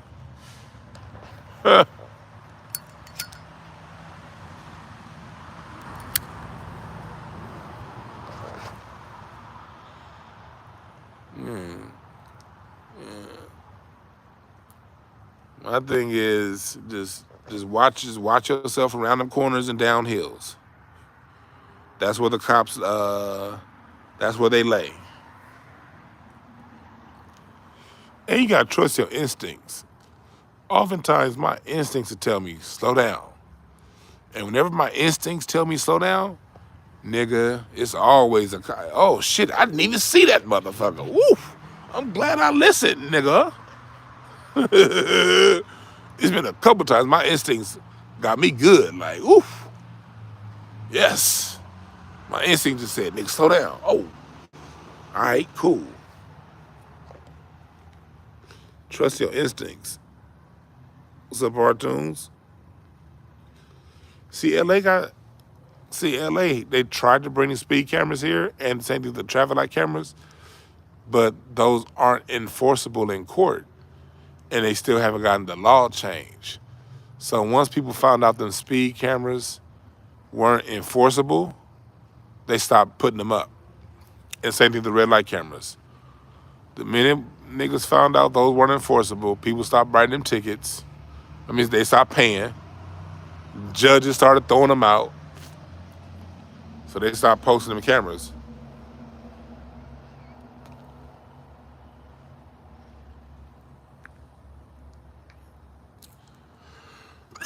Well, super speeders get fucked up here in LA too. I remember back when I used to drive Uber, I had this one Uber passenger, this is like 4 or 5 years ago. And he told me, my Uber passenger told me he was getting in the Uber with me because he had gotten his license taken. He said he got caught going 110 down a 405 in the slow lane. I'm like, why would you go that fast in the slow lane? That's where the cops be hiding, nigga. You can't even see that far down. You gotta be over in the fast lane. And at nighttime, you gotta watch it because it's harder to see them. I got an eye for cops. I got an eye and a sixth sense for cops. I be sensing when cops are around me. My wife be laughing at me. We be driving, we be going somewhere, and I'll be like, "Ooh, there's a cop." And she be like, "Where?" I'll be like, 6 cars up to the right. The last time I got pulled over, and this is why I don't drive my other car.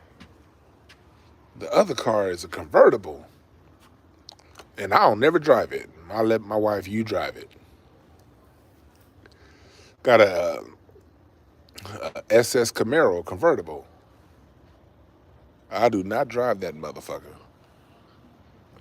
Because the last time I drove it was in 2019. And right before the coronavirus hit, summer. We driving up to wine country. We in wine country. Not mind you, wine country. If y'all ever see the Hidden Valley ranch dressing, I don't know if they have it where you guys are in your region. Here in California, they have a ranch dressing. It's called Hidden Valley. Well, look at the picture on the Hidden Valley logo. That's the road me and my wife take to get to wine country. And we go to wine country like every 3-4 months. That's the road that we take to get to wine country. If you got my Instagram, you've seen plenty of pictures. So we going down that road. We in the convertible, top down, 85 degrees outside, going through literally that same picture you see. That's Highway 154, north of Santa Barbara. If you're in Santa Barbara taking the 101 north, you exit State Street, and when you get off on State, you get on Highway 154. That's the road that's on the Hidden Valley Ranch. No, not Temecula, Larry Smith. Temecula is pissy shit wine. They'll never get your wine from Temecula. That shit's expensive and nasty. I can't stand Temecula wine. My wife done turned me into a wine snob. And that's some shit I thought I'd never be, was the fucking wine snob. My wife done turned me into a goddamn wine. I be I'll be over here twirling my wine and smelling that shit and spitting it like, has a buttery undertone.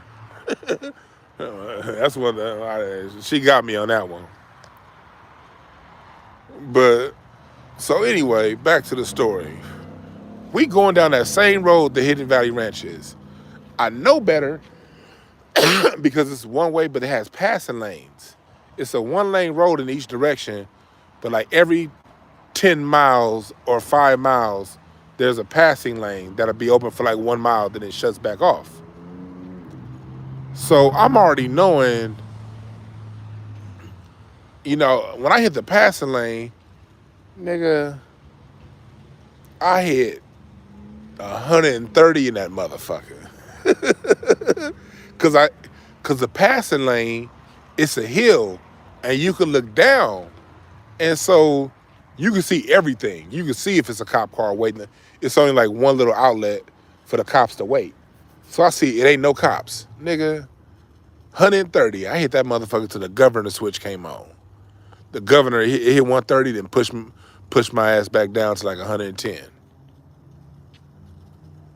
I'm like, cool.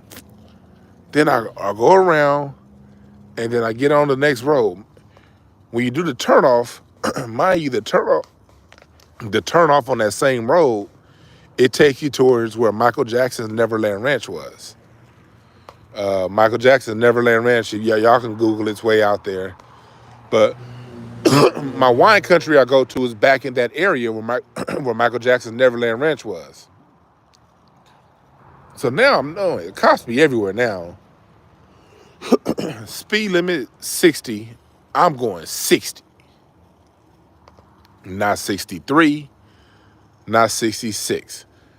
Cause I see in that little part, it'd be CHP be back there. The CHP, California Highway Patrol, see me going in the opposite direction with a convertible.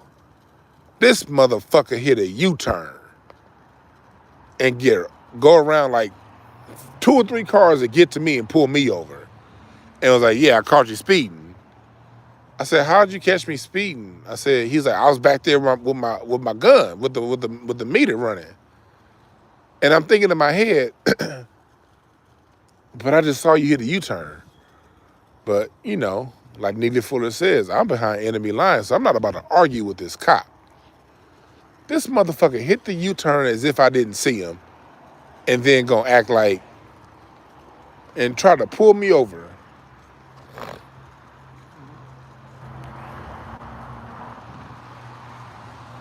Wine with oxtails is actually pretty good, Bismarck T. If you're gonna drink oxtails with wine, you're probably best drinking a Malbec or a heavy Pinot. Pinot Noir, not Pinot Grigio. If you drink a Pinot that's been in an oak barrel, not a steel barrel, because steel barrel Pinots are usually lighter in taste. You want an oak barrel Pinot. And if you get a Pinot and you want it aged about 4 to 6 years, after 6 years, Pinots start to go bad. But you want it aged in that 4 to 6 year range, that with some oxtails would be the shit, my brother.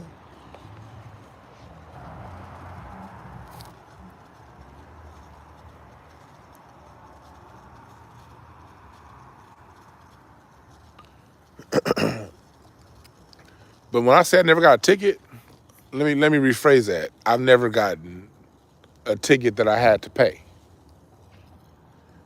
I have gotten a ticket twice that I fought and won. So my record has none. I have gotten tickets twice that I fought and won, and that was one of the tickets that I did fight. I fought that motherfucker, went to court. He didn't show up, but I was ready for him. When the cop don't show up, you win.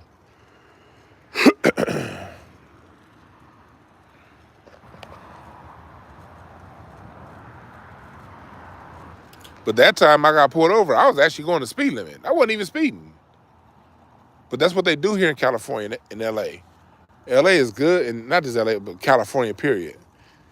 California is good for that U-turn ticket.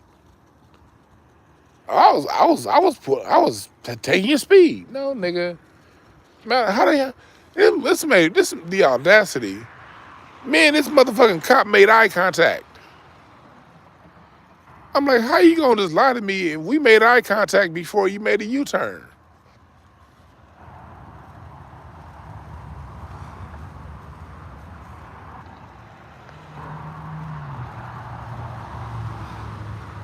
I see what you said, America is falling. I agree with that. I agree with that.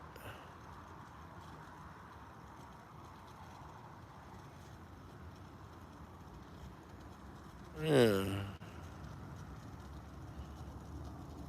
This nigga said I'm a chitlin' still reserve kind of guy.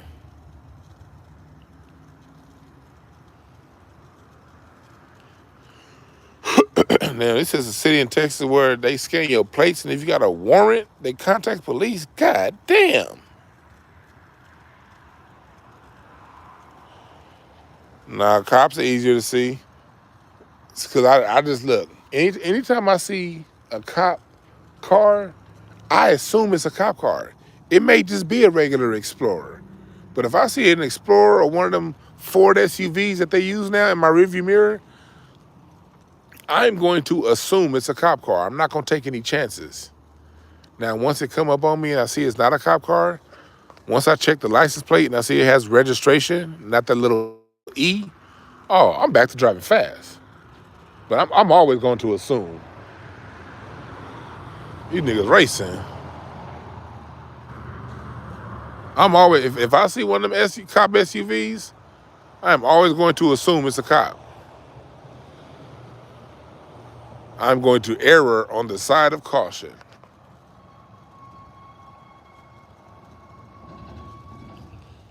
He says, save my money and move. No, make more money and stay. Ain't leaving LA, shit. Nigga, much as I love going to concerts, much as I love the beach, taking my bike down to the beach and riding, I ain't about to move to no landlocked city to save money. Shit, I'll make more goddamn money. It's that simple. Oh, cost of living went up? All right, cool, make some more money. If the cost of living go up, that means more money in the economy to be made. Restructure how you think. The more shit costs, the more money there is out there in the ethers to be had. You dig? I rise with inflation. Are you talking about Texas reading plates? Oh, yeah. If you're reading plates, yeah, I'm with you right there. You got to move out. That's how it is. I talked to y'all last week about Manhattan Beach. I don't give a fuck how much money I have. I'll never live in Manhattan Beach. Manhattan Beach, you can't smoke outside. You have to have a permit. They hand out permits. You can only get like 3 parking permits. And if you want more, you got to go like beg the city council, and they could easily tell you no. So that means your guests get fucking tickets. I'll never live there. And there's some beautiful ass homes in Manhattan Beach too. That's a goddamn Naziville though.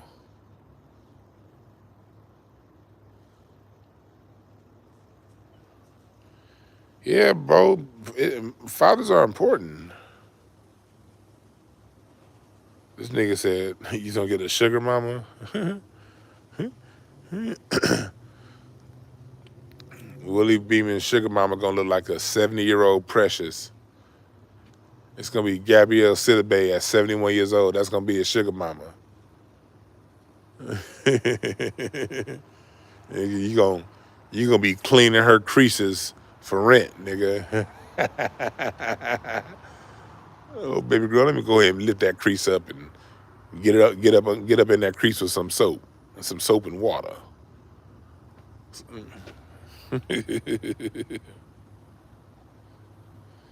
Yeah, that's about where Bruce's Beach is.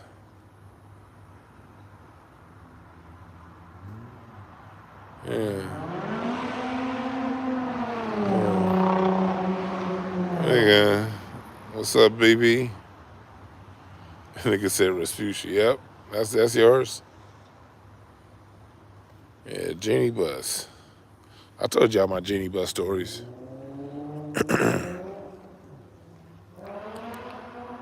Sorry, mama. Yeah, hit the Cash App. Man, but that's all. Back to the original point. I love the South. Got nothing but love from the South. For the South. I got a lot of love for the South. I'd love to get a second home in the South. I'd love to have a second home that I go visit every now and again down south, yes. I ain't leaving LA for shit. Hell no, but got a lot of love for the South. But, nobody's above questioning if the people, the South said, hey, this is our guy, and they're the ones who got the most elevation from your region, we got to ask, what did they contribute? The same way I talk shit about Jay-Z and his old nothing ass, Puffy, and that gangster bullshit here on the West Coast that they pushed.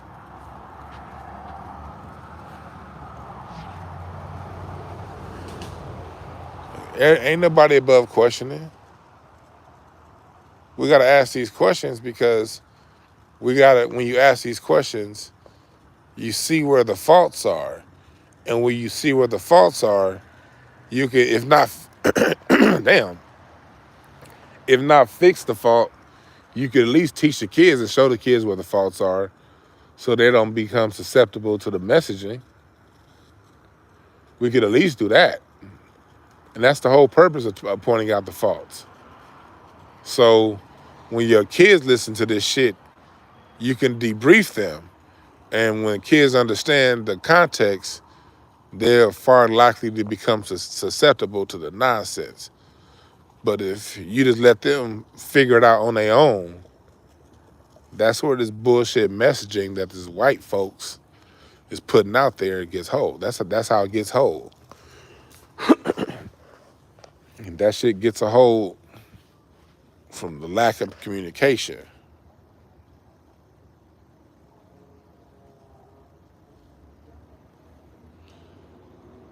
I've done shows with Brother Ron from Where Y'all Be. Go back and look him up. Ron has been on my channel and I've been on his channel. It's been like over a year since we've done it. God damn, nigga, you got high beams? Get the fuck out the driveway. But yeah, brother, go look it up. Me and Brother Ron, we've done a few shows together. I gotta hit him up. We gotta do some more together. I haven't done anything with Brother Ron in over a year.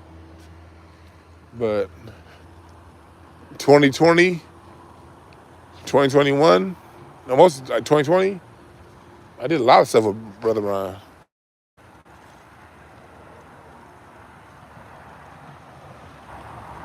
Man, you see this shit with Puffy? That's another thing I think we need to talk about on the show coming up. This nigga Puffy said Jay-Z more than filled Biggie's shoes. Man, if you don't, then he said some shit about Jay-Z and Biggie having a mutual respect. Man, Jay-Z was Biggie's little young boy.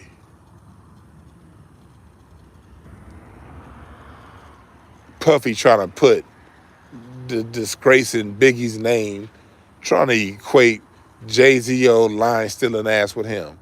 If Biggie never rapped, Jay-Z would have had a word to say.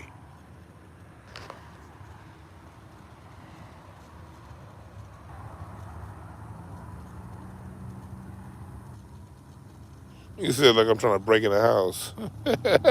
Y'all stupid.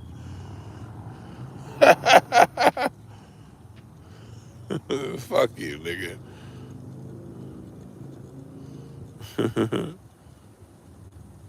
Yeah, like Puffy ain't like, what is Puffy giving music? Like, think about that shit. Like, Puffy's taking a lot from music. What is he giving us? Okay, he discovered certain artists like Mary J. Blige. That signaled the end of good singing. And no disrespect to Mary, but when she can sing now, but when she first came out, she couldn't hold a note. Before Mary, think about this shit. Before Mary, your singers like were power singers. You had like Stephanie Mills, Angela Winbush. You know, you had Anita Baker, Whitney Houston. Women that really sang with a strong power. Mary's the one that brought in that that sounded like you having an asthma attack singing. And don't get me wrong, Mary's a legend. I'm not here to disrespect Mary. I'm just here to talk about. We just talking turkey. We just telling things like they is. Yeah, you had Tina Marie before that. You had all of these the style of singing before Mary. You had to really bring it. You know, you had what's her name who passed away, suicide. What's her name? You know how to love me. Y'all know who I'm talking about. You had her. You had Vesta, Phyllis Hyman. Yep. And then here come Mary.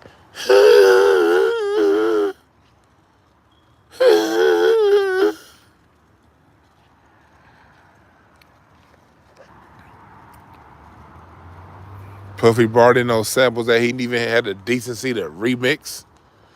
Shit, hell, at least Dre remixed his samples, and every other producer get a sample and change something here, change something there, add something here, take something away there. Puffy be like, fuck it. We gonna take this 4-bar hook, play it in the same key, and we're gonna make a new song. And let's be real. That song, I'm Missing You, dedicated to Biggie, that was the worst dedication song ever. You use that sting, and he took all the fucking money off that. You didn't make shit because of taking his sample. He taxed your ass for that shit.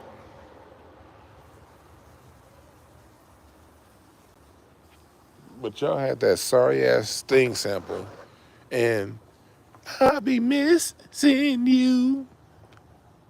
That was the worst goddamn man. Biggie, I'm sure Biggie rolled over in his grave at that sorry ass song. You're right, it was whack when it came out.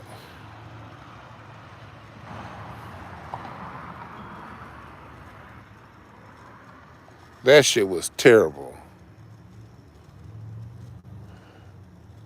The best dedication song of all time to an artist who's deceased was Diana Ross, Missing You. Ooh, I'm missing you. Tell me how the road turned. Man, that was the best. That was the best dedication song to somebody who passed away. Number 2 was cause that song's about Marvin Gaye, and number 2 was also dedicated "Silky Soul" by Frankie Beverly. That was a good dedication song.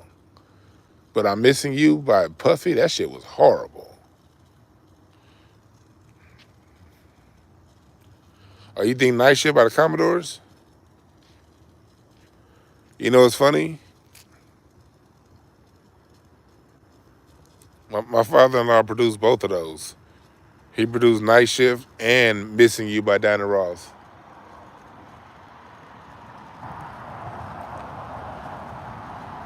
And both of them dedicated. Oh yeah, Jackie, yep. Say you're going long. But yeah, he produced both of those songs. The one by Diana and the one by the Commodores.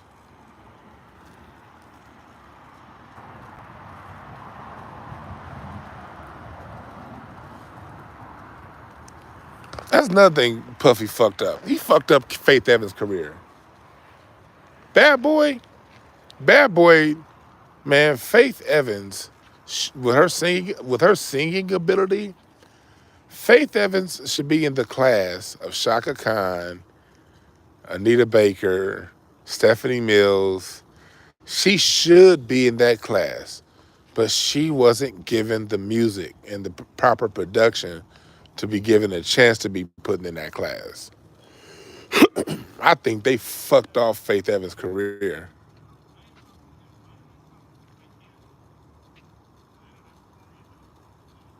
They fucked her career off. Faith Evans should have all kinds of, not just that one remake, because again, never knew love like this before. That was Chic. You have her great voice, and the only thing you can do is loop the Chic chair.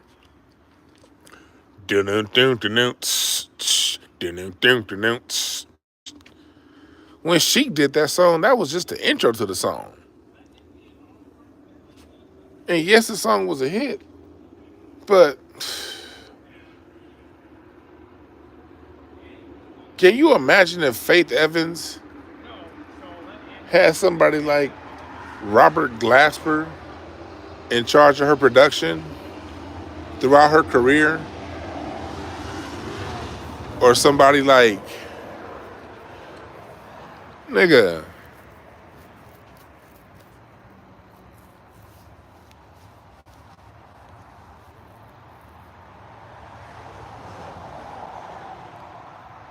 he fucked off her career.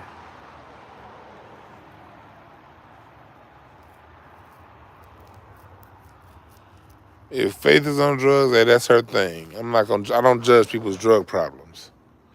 Shit, them drugs is probably what she need to get over certain shit. I'm not here to judge.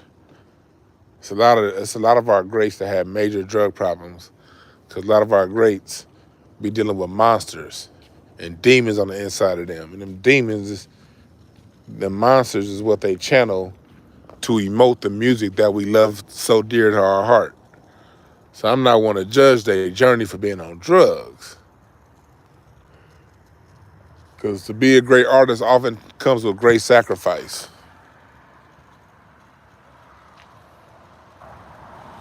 You're right, they dedicate their lives to us.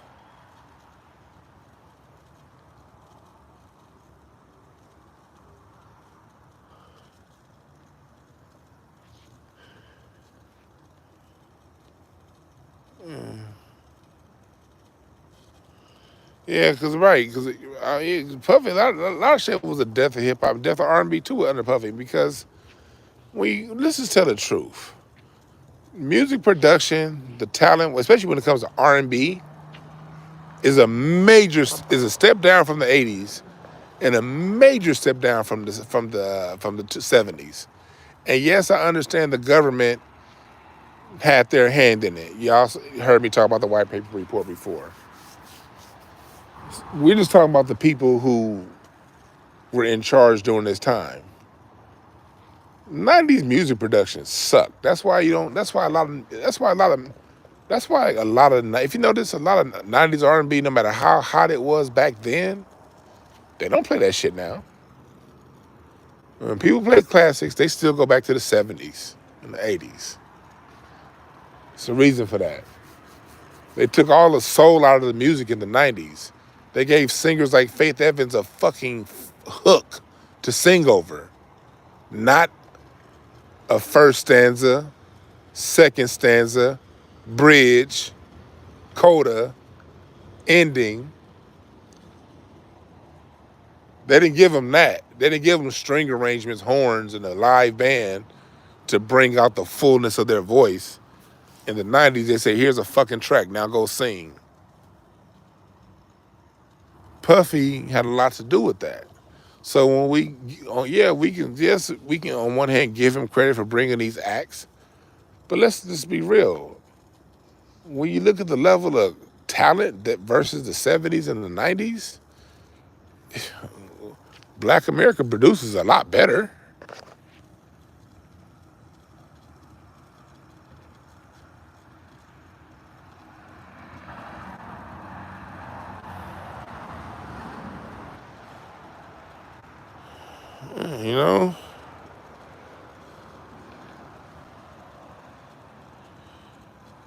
Yeah, like R&B is all about production. Music, the production is what makes an R&B song.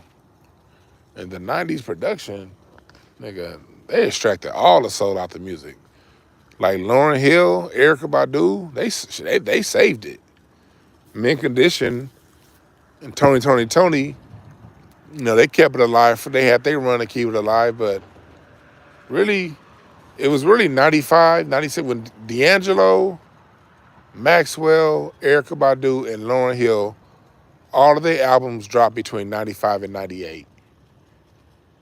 And that little small niche, that small sliver, is what kept soul alive. Lauryn Hill hit big, but like the rest of them, like D'Angelo was kind of seen as the alternative to what R. Kelly was the mainstream. D'Angelo was alternative, kind of, you know. Mariah and like 90s in the 90s, like Mariah and Janet and Faith Evans, that was the mainstream. Erykah Badu was the alternative. And then you get to Jill Scott, Music Soul Child, Anthony Hamilton. That was the vein that they now call neo soul, which is really just soul. That was the vein that kept authentic R&B alive. A small sliver of just a few artists. Kim came a little later on. They're the ones who kept soul alive, because the mainstream R&B, they hijacked all of soul, and it reached its climax with Usher. It Bilal too. Macy Gray was she was more like rock than she was soul. But when it come down to it, like the culmination of this, how we knew mainstream R&B was done, when Usher became a megastar. When Usher became a megastar, that's when R&B was officially all the way done. Simple music, non-masculine male, good dancer, but that was when you compare that to Teddy Pendergrass, Usher, when you link Usher to, it's just the music. I ain't talking about all the hocus pocus stolen Michael Jackson dance moves. I ain't talking about the hocus pocus. I'm talking about the music. We ain't talking about the stage shows. We talking about the music. Putting on an album. When that shit hit,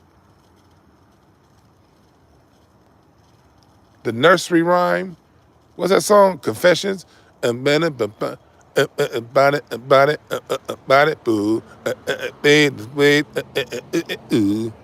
Like this is a nursery rhyme. Baba baba bobada baby mana bobada nana mana fofada. When you with somebody who makes you change your ways and I can't get with your crew. Nigga, that's a nursery rhyme.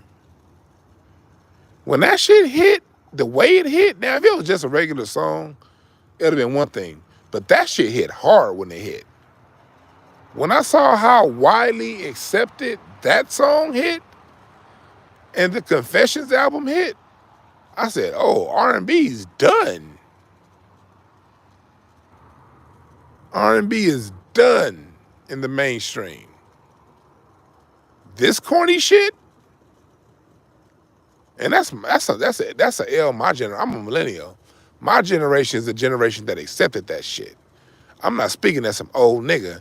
I'm speaking as a nigga that was like 20 when that shit came out.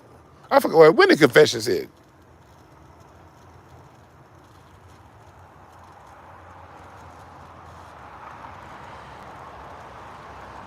But when we accepted that shit in mass, No, '02. Yeah, I was '02. I was 21.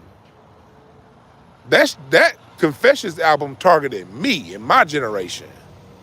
I'm not speaking as some nigga that was in my 30s, in my 40s. No, no, no, no. Confessions targeted me. And when I heard that, and I saw how widely everyone accepted it, I was like, man, R&B's done. Like radio R&B. And then the rest of those songs, like, yeah, do do do do do do do do. R&B, that's all you need now for R&B song. Do do do do do do do do. No bridge, just do do do do. And that beat is so goddamn catchy. It didn't matter who sang that song. If Justin Timberlake, no matter who sang that song, it was going to be a hit. It just had that catchy do do do do do do do do. No matter who sang that, that shit was going to be a hit. But the fact that that simple shit could even be a hit in the R&B genre. Now, okay, having that hook be a hit in the hip hop genre where somebody's rapping over it, okay. But for that to be an R&B hit with just do do do do do do do do, and then you juxtapose that to Luther Vandross and the production of a song like Don't You Know That? Doom, doom, doom, doom, doom, doom, doom, doom, doom. Don't you know that? Doom, doom, doom, doom, doom. When you compare the production on that to doom, doom, doom, doom, doom, doom, doom, doom, I was like, man, I was 21 years old thinking like, man, R&B is my favorite form of music, but this shit is done. But thank God that same year, Music Soul Child dropped that never thought that we should ever be, some shit like that, however that song went. Now my mind's gone half crazy. Thank God he dropped that year. That brought my faith right back into music. When that Music Soul Child dropped. Yeah, Coffee Brown, that shit was hot.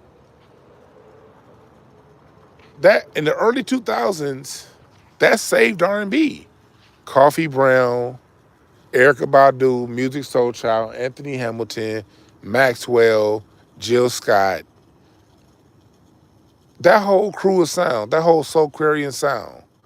Common, fusing hip-hop with the R&B, with the soul sound.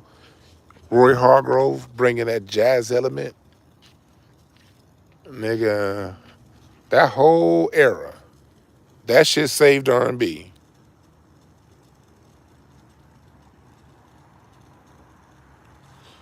I been said D'Angelo. You must have just came in. I said D'Angelo starting off. I started off with D'Angelo because he dropped in 95.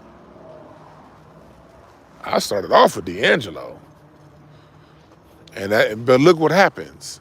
I'm glad you brought D'Angelo back up. Because Voodoo wasn't the hottest album of 2000. Usher was way hot. Like, R&K, all that shit was way hotter. But the album that still stands out from 2000 to now, Voodoo. Voodoo is 22 years old. And that shit sounds better now than it did when it came out.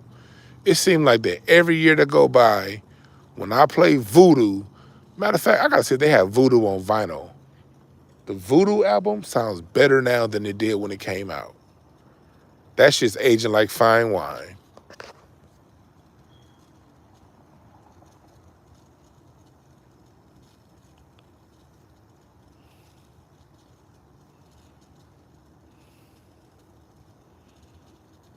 You said the Crystal Waters parody?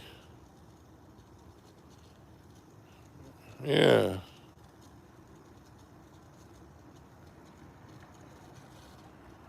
But yeah, man.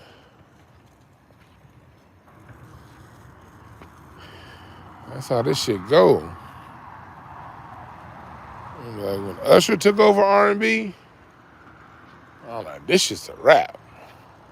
Like, I wasn't a big R. Kelly fan, but I understood R. Kelly. R. Kelly was supremely talented. So even though I wasn't a fan of R. Kelly's music, outside of a few songs here and there, I understood. I'm not gonna deny, okay, this motherfucker, he is great. He great at what he do. I get why he a star. R. Kelly would have been great in any generation.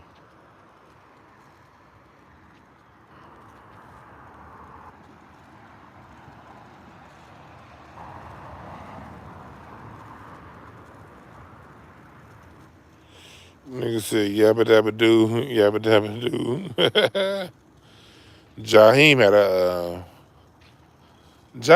I heard he lost his voice. Like Jaheim was the guy that everybody loved.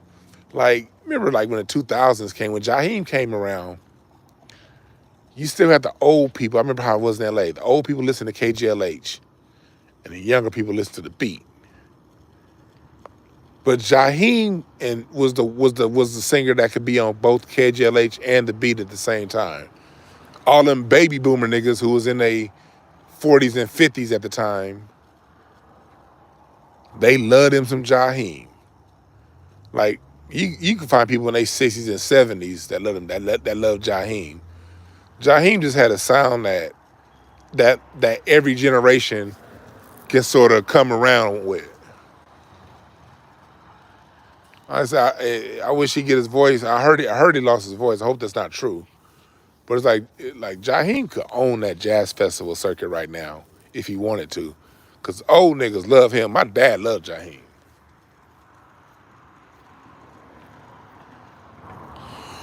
Hell no, KJLH didn't play hip hop.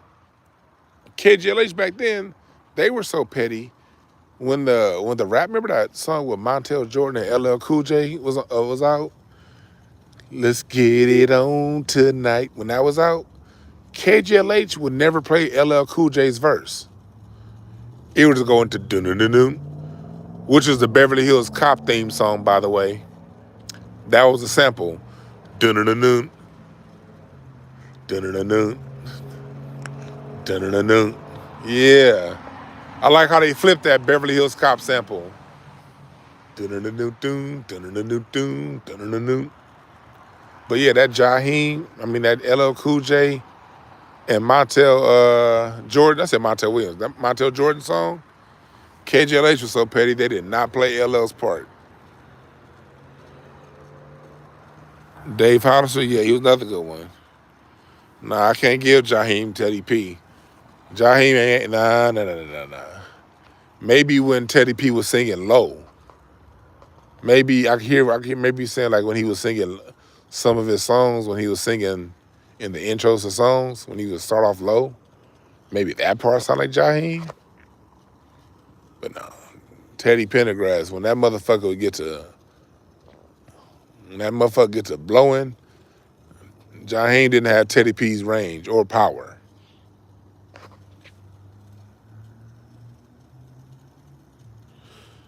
See, I didn't like him. I hated him when he first came out. Cause his voice, girl, like I wanted to pour some acid down his throat when he first came out.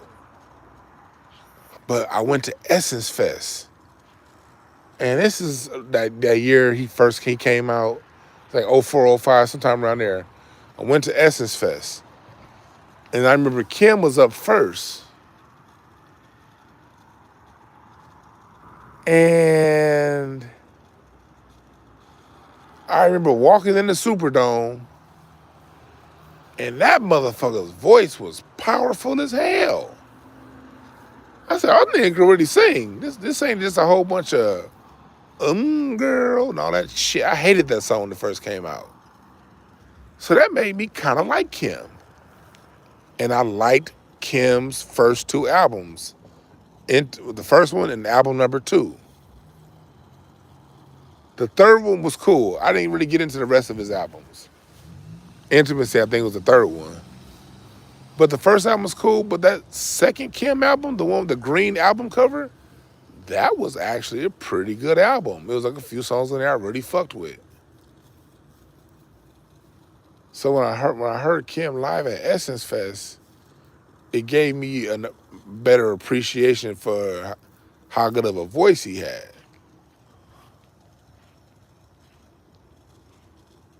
Yeah, Tyrese had a run. I never really got into Tyrese. Tyrese had some good songs.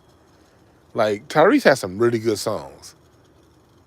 But Tyrese's personality, just when you see him on TV, he just always seems so corny to me. Like, y'all remember that video he did when he was in the fur jacket? And he was talking to some comic, I think it was Spanky, some comic. And he was in his house, in his fur jacket, talking about you'll never have what I have. And that shit was so goddamn... Tyrese was just always... Baby Boy was corny to me. I didn't like Baby Boy. Yeah, Sweet Lady was the shit, though. Tyrese had hits, like, no doubt. He has a good voice, but it would just be the kind of Tyrese just would do certain shit in the media. I'd be like, man, that nigga corny. Man, Trey Songz sucked. R&B, mainstream R&B was all the way done when that motherfucker came around. Trey Songz was a knockoff, less talented R. Kelly. I'll never forget, my first time seeing Trey Songz was in a club. This is like 2008. I mean, it was a club in Hollywood. It was on Sunset and Vine. And it was on Hollywood and Vine. Called Basque. Basque. Basque. It was on Hollywood and Vine. It's since burned down. It got burned down. But this was the cracking spot on Monday night in LA back in the day. And I'm in the club, and people are like, I was just a club regular. I would go in any night. They let me pass security. I go any night. And so I see all the people there. They're like, this guy's going to be here, Trey Songz. I'm like, who the fuck is Trey Songz? Again, mind you, I'm not old. It's 2008, so I'm like 27. So again, he's still marketed towards my generation. And they're like, Trey Songz is here tonight. I'm like, I don't know who the fuck Trey Songz is. Mind you, it's like 2008.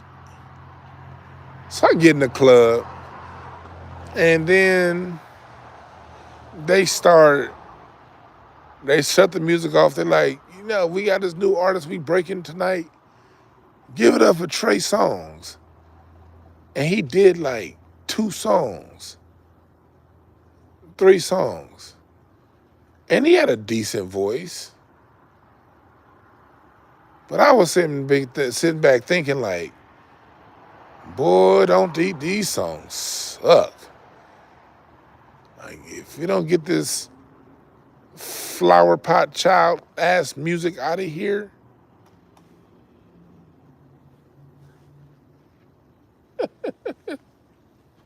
no.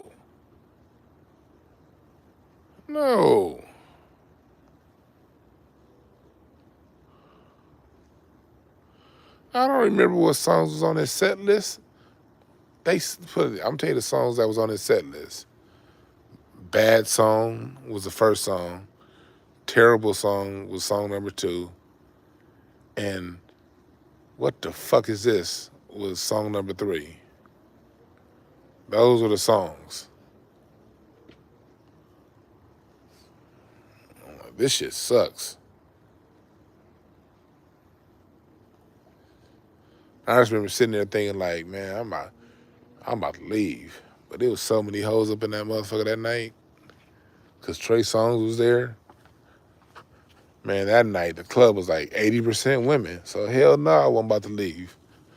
Nigga, I suffered through them 3 whack-ass songs. And I had a good time that night.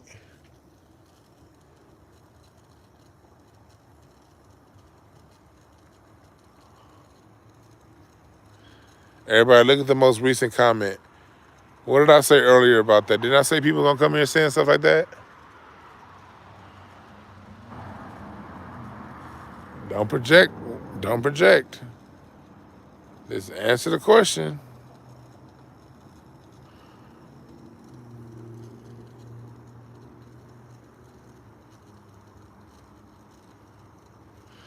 Oh, he says, Trey Songz, you shut down the course at CSUN when you was there at Kingsbury? See, I'm glad that shit didn't happen when I was there. I remember Brian McKnight used to come up and hoop at CSUN sometimes when I was there. During open run.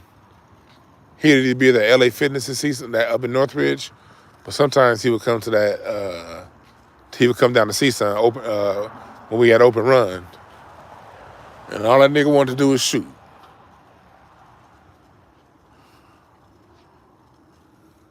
He wasn't gonna play Brian McKnight wasn't gonna play no defense, and he wanted the ball all the time. And he's gonna always shoot. I hooped with him one time. He got mad at me for not passing him the ball.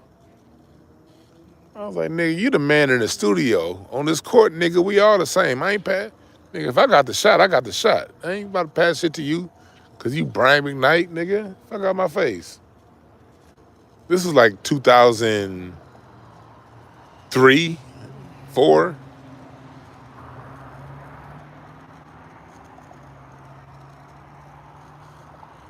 You're right, mask on off. Dude came in with all caps, mad. This nigga was mad.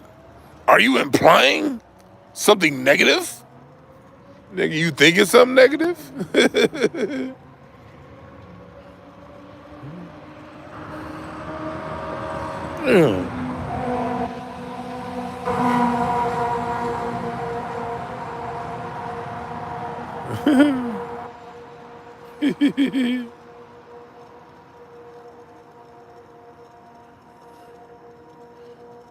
This nigga said Brian McKnight was a better baller than a singer.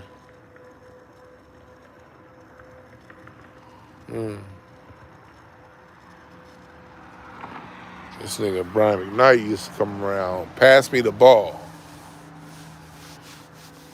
so I could shoot this broke ass jumper.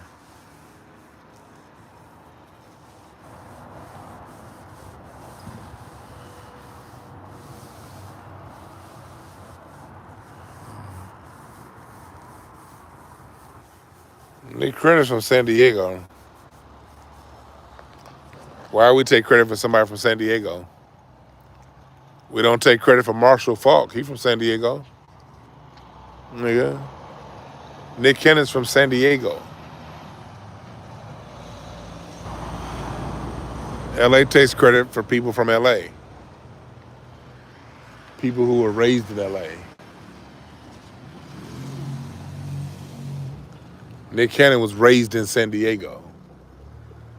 He came to LA to get an opportunity like the rest of the world does.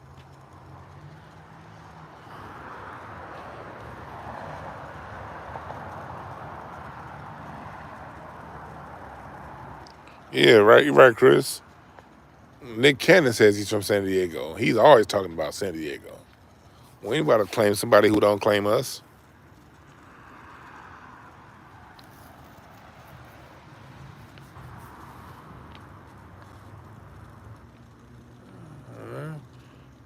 You can put CeeLo Green against my favorite rapper singer. Okay.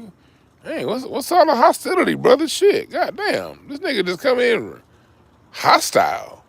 You saying something negative about the South? I'll put CeeLo against your... All right, cool, yeah. Make the matchup happen. In the meantime, chill. Get on message with what we talking about. You came in like, we was done talking about that shit an hour ago. Like, or at least just, what's up, man, Heath? Shit, this motherfucker came in confrontational. Like, this nigga came in ready for the smoke.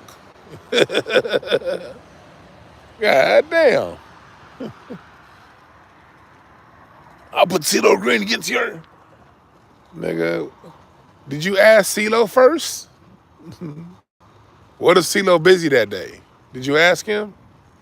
You said you gonna put CeeLo against whoever. I don't know my favorite. I don't know my favorite rapper, so personally, so I can't call and book him for an appointment against your favorite rapper, sir. Did you at least ask CeeLo Green if he'll be available at the time of this matchup? What venue are we going to use for this versus that you set up in your mind between CeeLo and my favorite rapper, brother?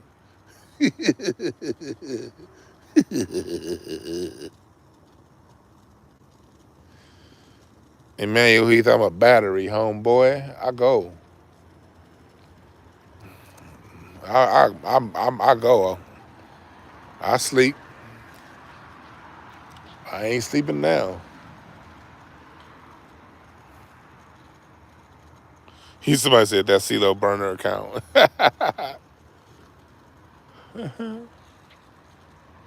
Just tell CeeLo to leave the shit he be dropping in them drinks at home. Whenever we have this, whatever meeting versus you want to have, he can't bring that shit he been dropping up in them drinks. Nah. He got to leave that at home when we had his matchup. Just tell him that, and then hit me back.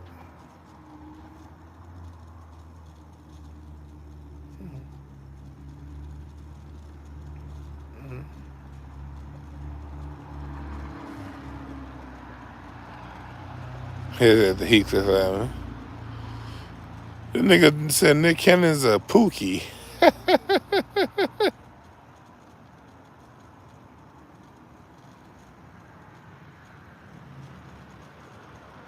That's right, Eduardo.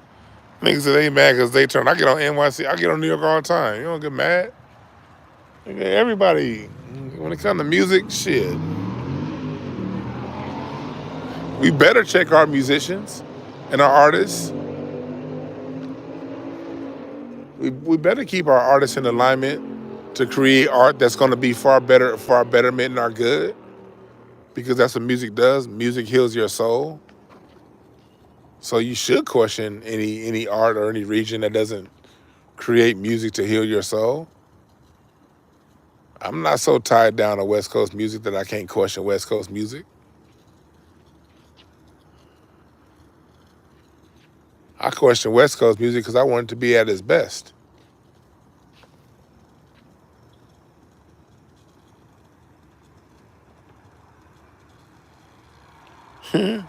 Lauryn Hill would have been the goat if she paid and she acknowledged everybody who helped her put that music together.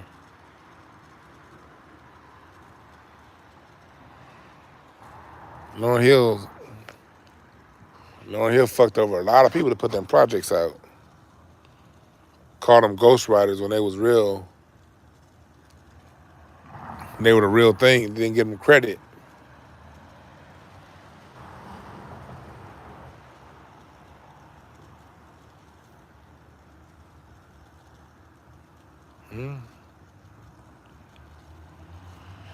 Yeah, we gotta talk music from our own perspective, Black Shark.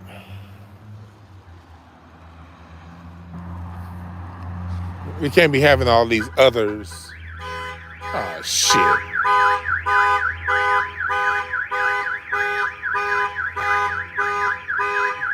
This nigga van got broken into.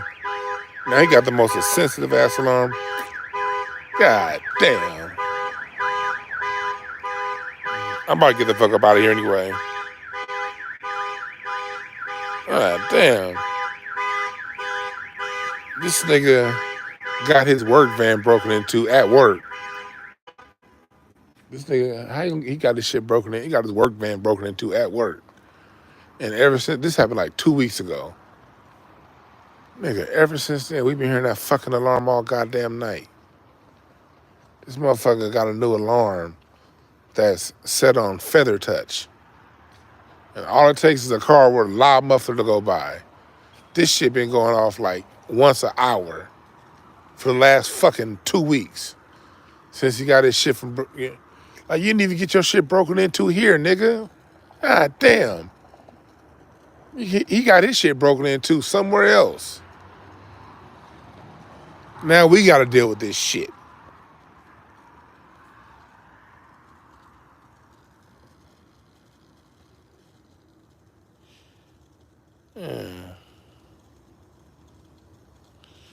Yeah, rap journalism is a dope. Is a joke. You see, Warner.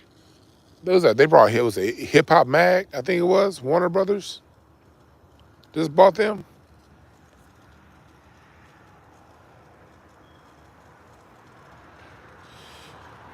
Uh,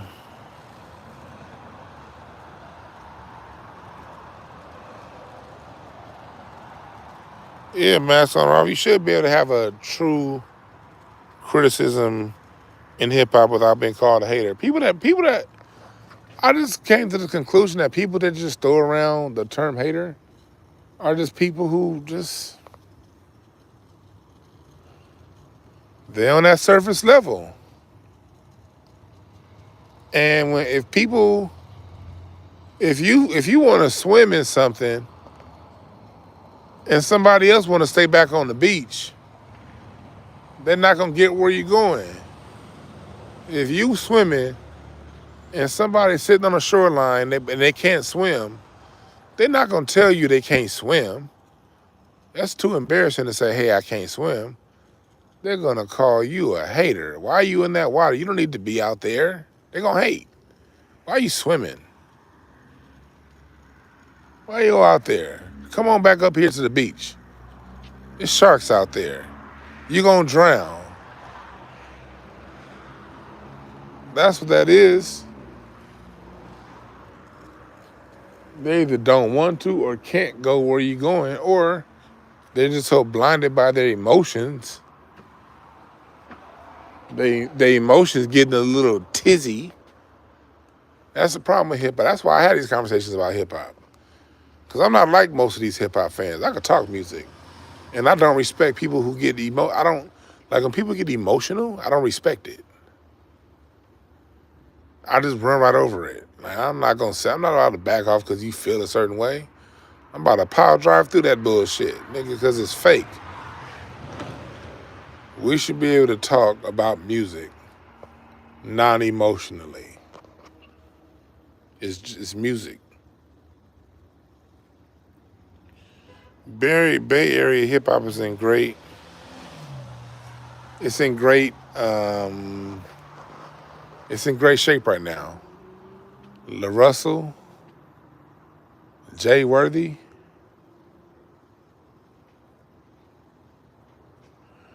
Yeah, Bay Area hip hop is in great shape right now. But the Bay Area music scene has always been. The Bay Area music scene has been very important to black music since the '60s. From the Grateful Dead to Sly and the Family Stone to Tower of Power to Confunction to MC Hammer, Too Short, E40, now La Russell, Mac Dre. The Bay has always been vital to music in this country. This nigga say emotional flashbangs, yep.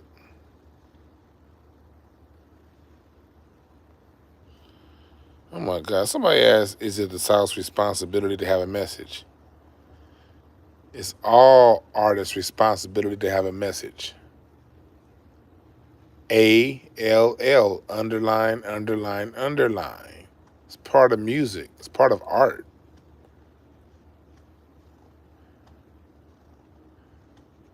Yes, it's a responsibility. It is responsible to artists to have a message. And there's nothing wrong with party music, but to have a balance. Too Short talked about pimping. Too Short also talked about getting your money and how to get out the ghetto.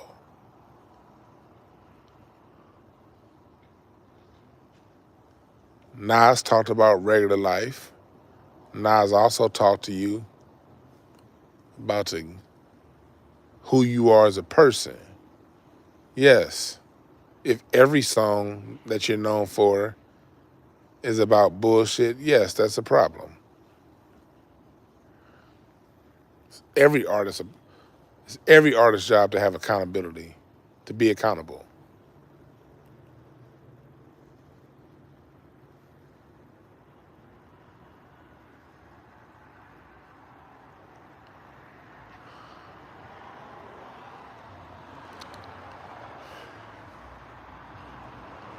every artist's job to be responsible.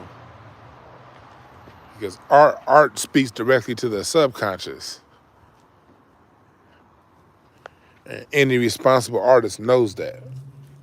Whatever art you're creating is going to go right to the subconscious of the minds that you're dealing with. Whether that be a painting, a poem, a movie, a building, anything you create and construct from your imagination is going to have subconscious symbolism. If you're a set designer on a movie, music, it all speaks to your conscious and subconscious mind. And any artist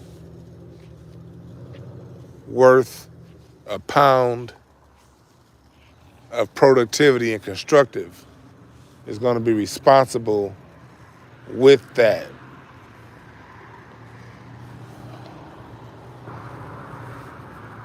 And although they'll do art that speaks to, and it's good to speak to everything. No, you ain't got to be perfect. Motherfucker, it's good to have music about sex. It's good to have music about strip clubs. It's good to have music about drugs every now and again. Weed is great. But do you balance it? And what do you balance it with? Nigga. I can't even say Jay-Z evolved. Jay-Z is an opportunist. He didn't even, can we say, yeah, we saw Jay-Z drop that album, 444, but that was him being an opportunist in the way I see it. He saw it as a conscious movement, people waking up. So he sort of dropped some shit to capitalize on that. And then he turned around and worked for the NFL. And he's still telling us to vote for Democrats. So Jay-Z ain't evolved. Jay-Z's the same opportunist he's always been.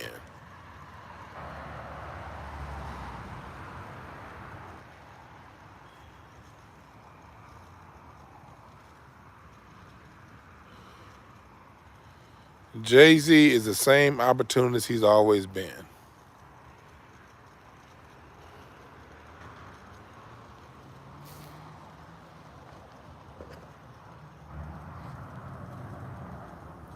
Yeah, hell yeah. And he degentrified Brooklyn.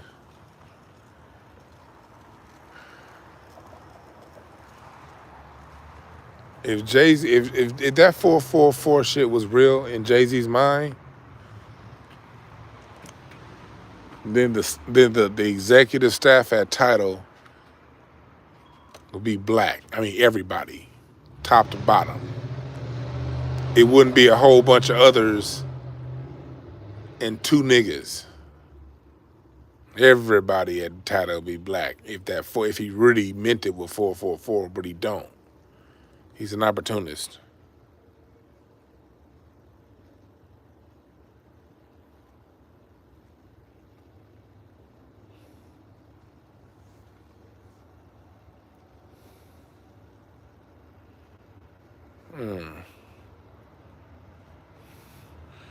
But I've been on here for a long ass time, yo. I'm about to get the fuck up off here.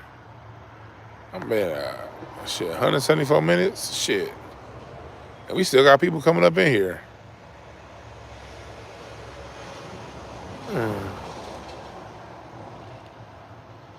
But remember this, like I always say, there are no perfect messengers, only perfect messages. For those willing to pick up the game, add Incense and Ashtrays.com. Incense and Ashtrays is now on Spotify, Apple Podcasts.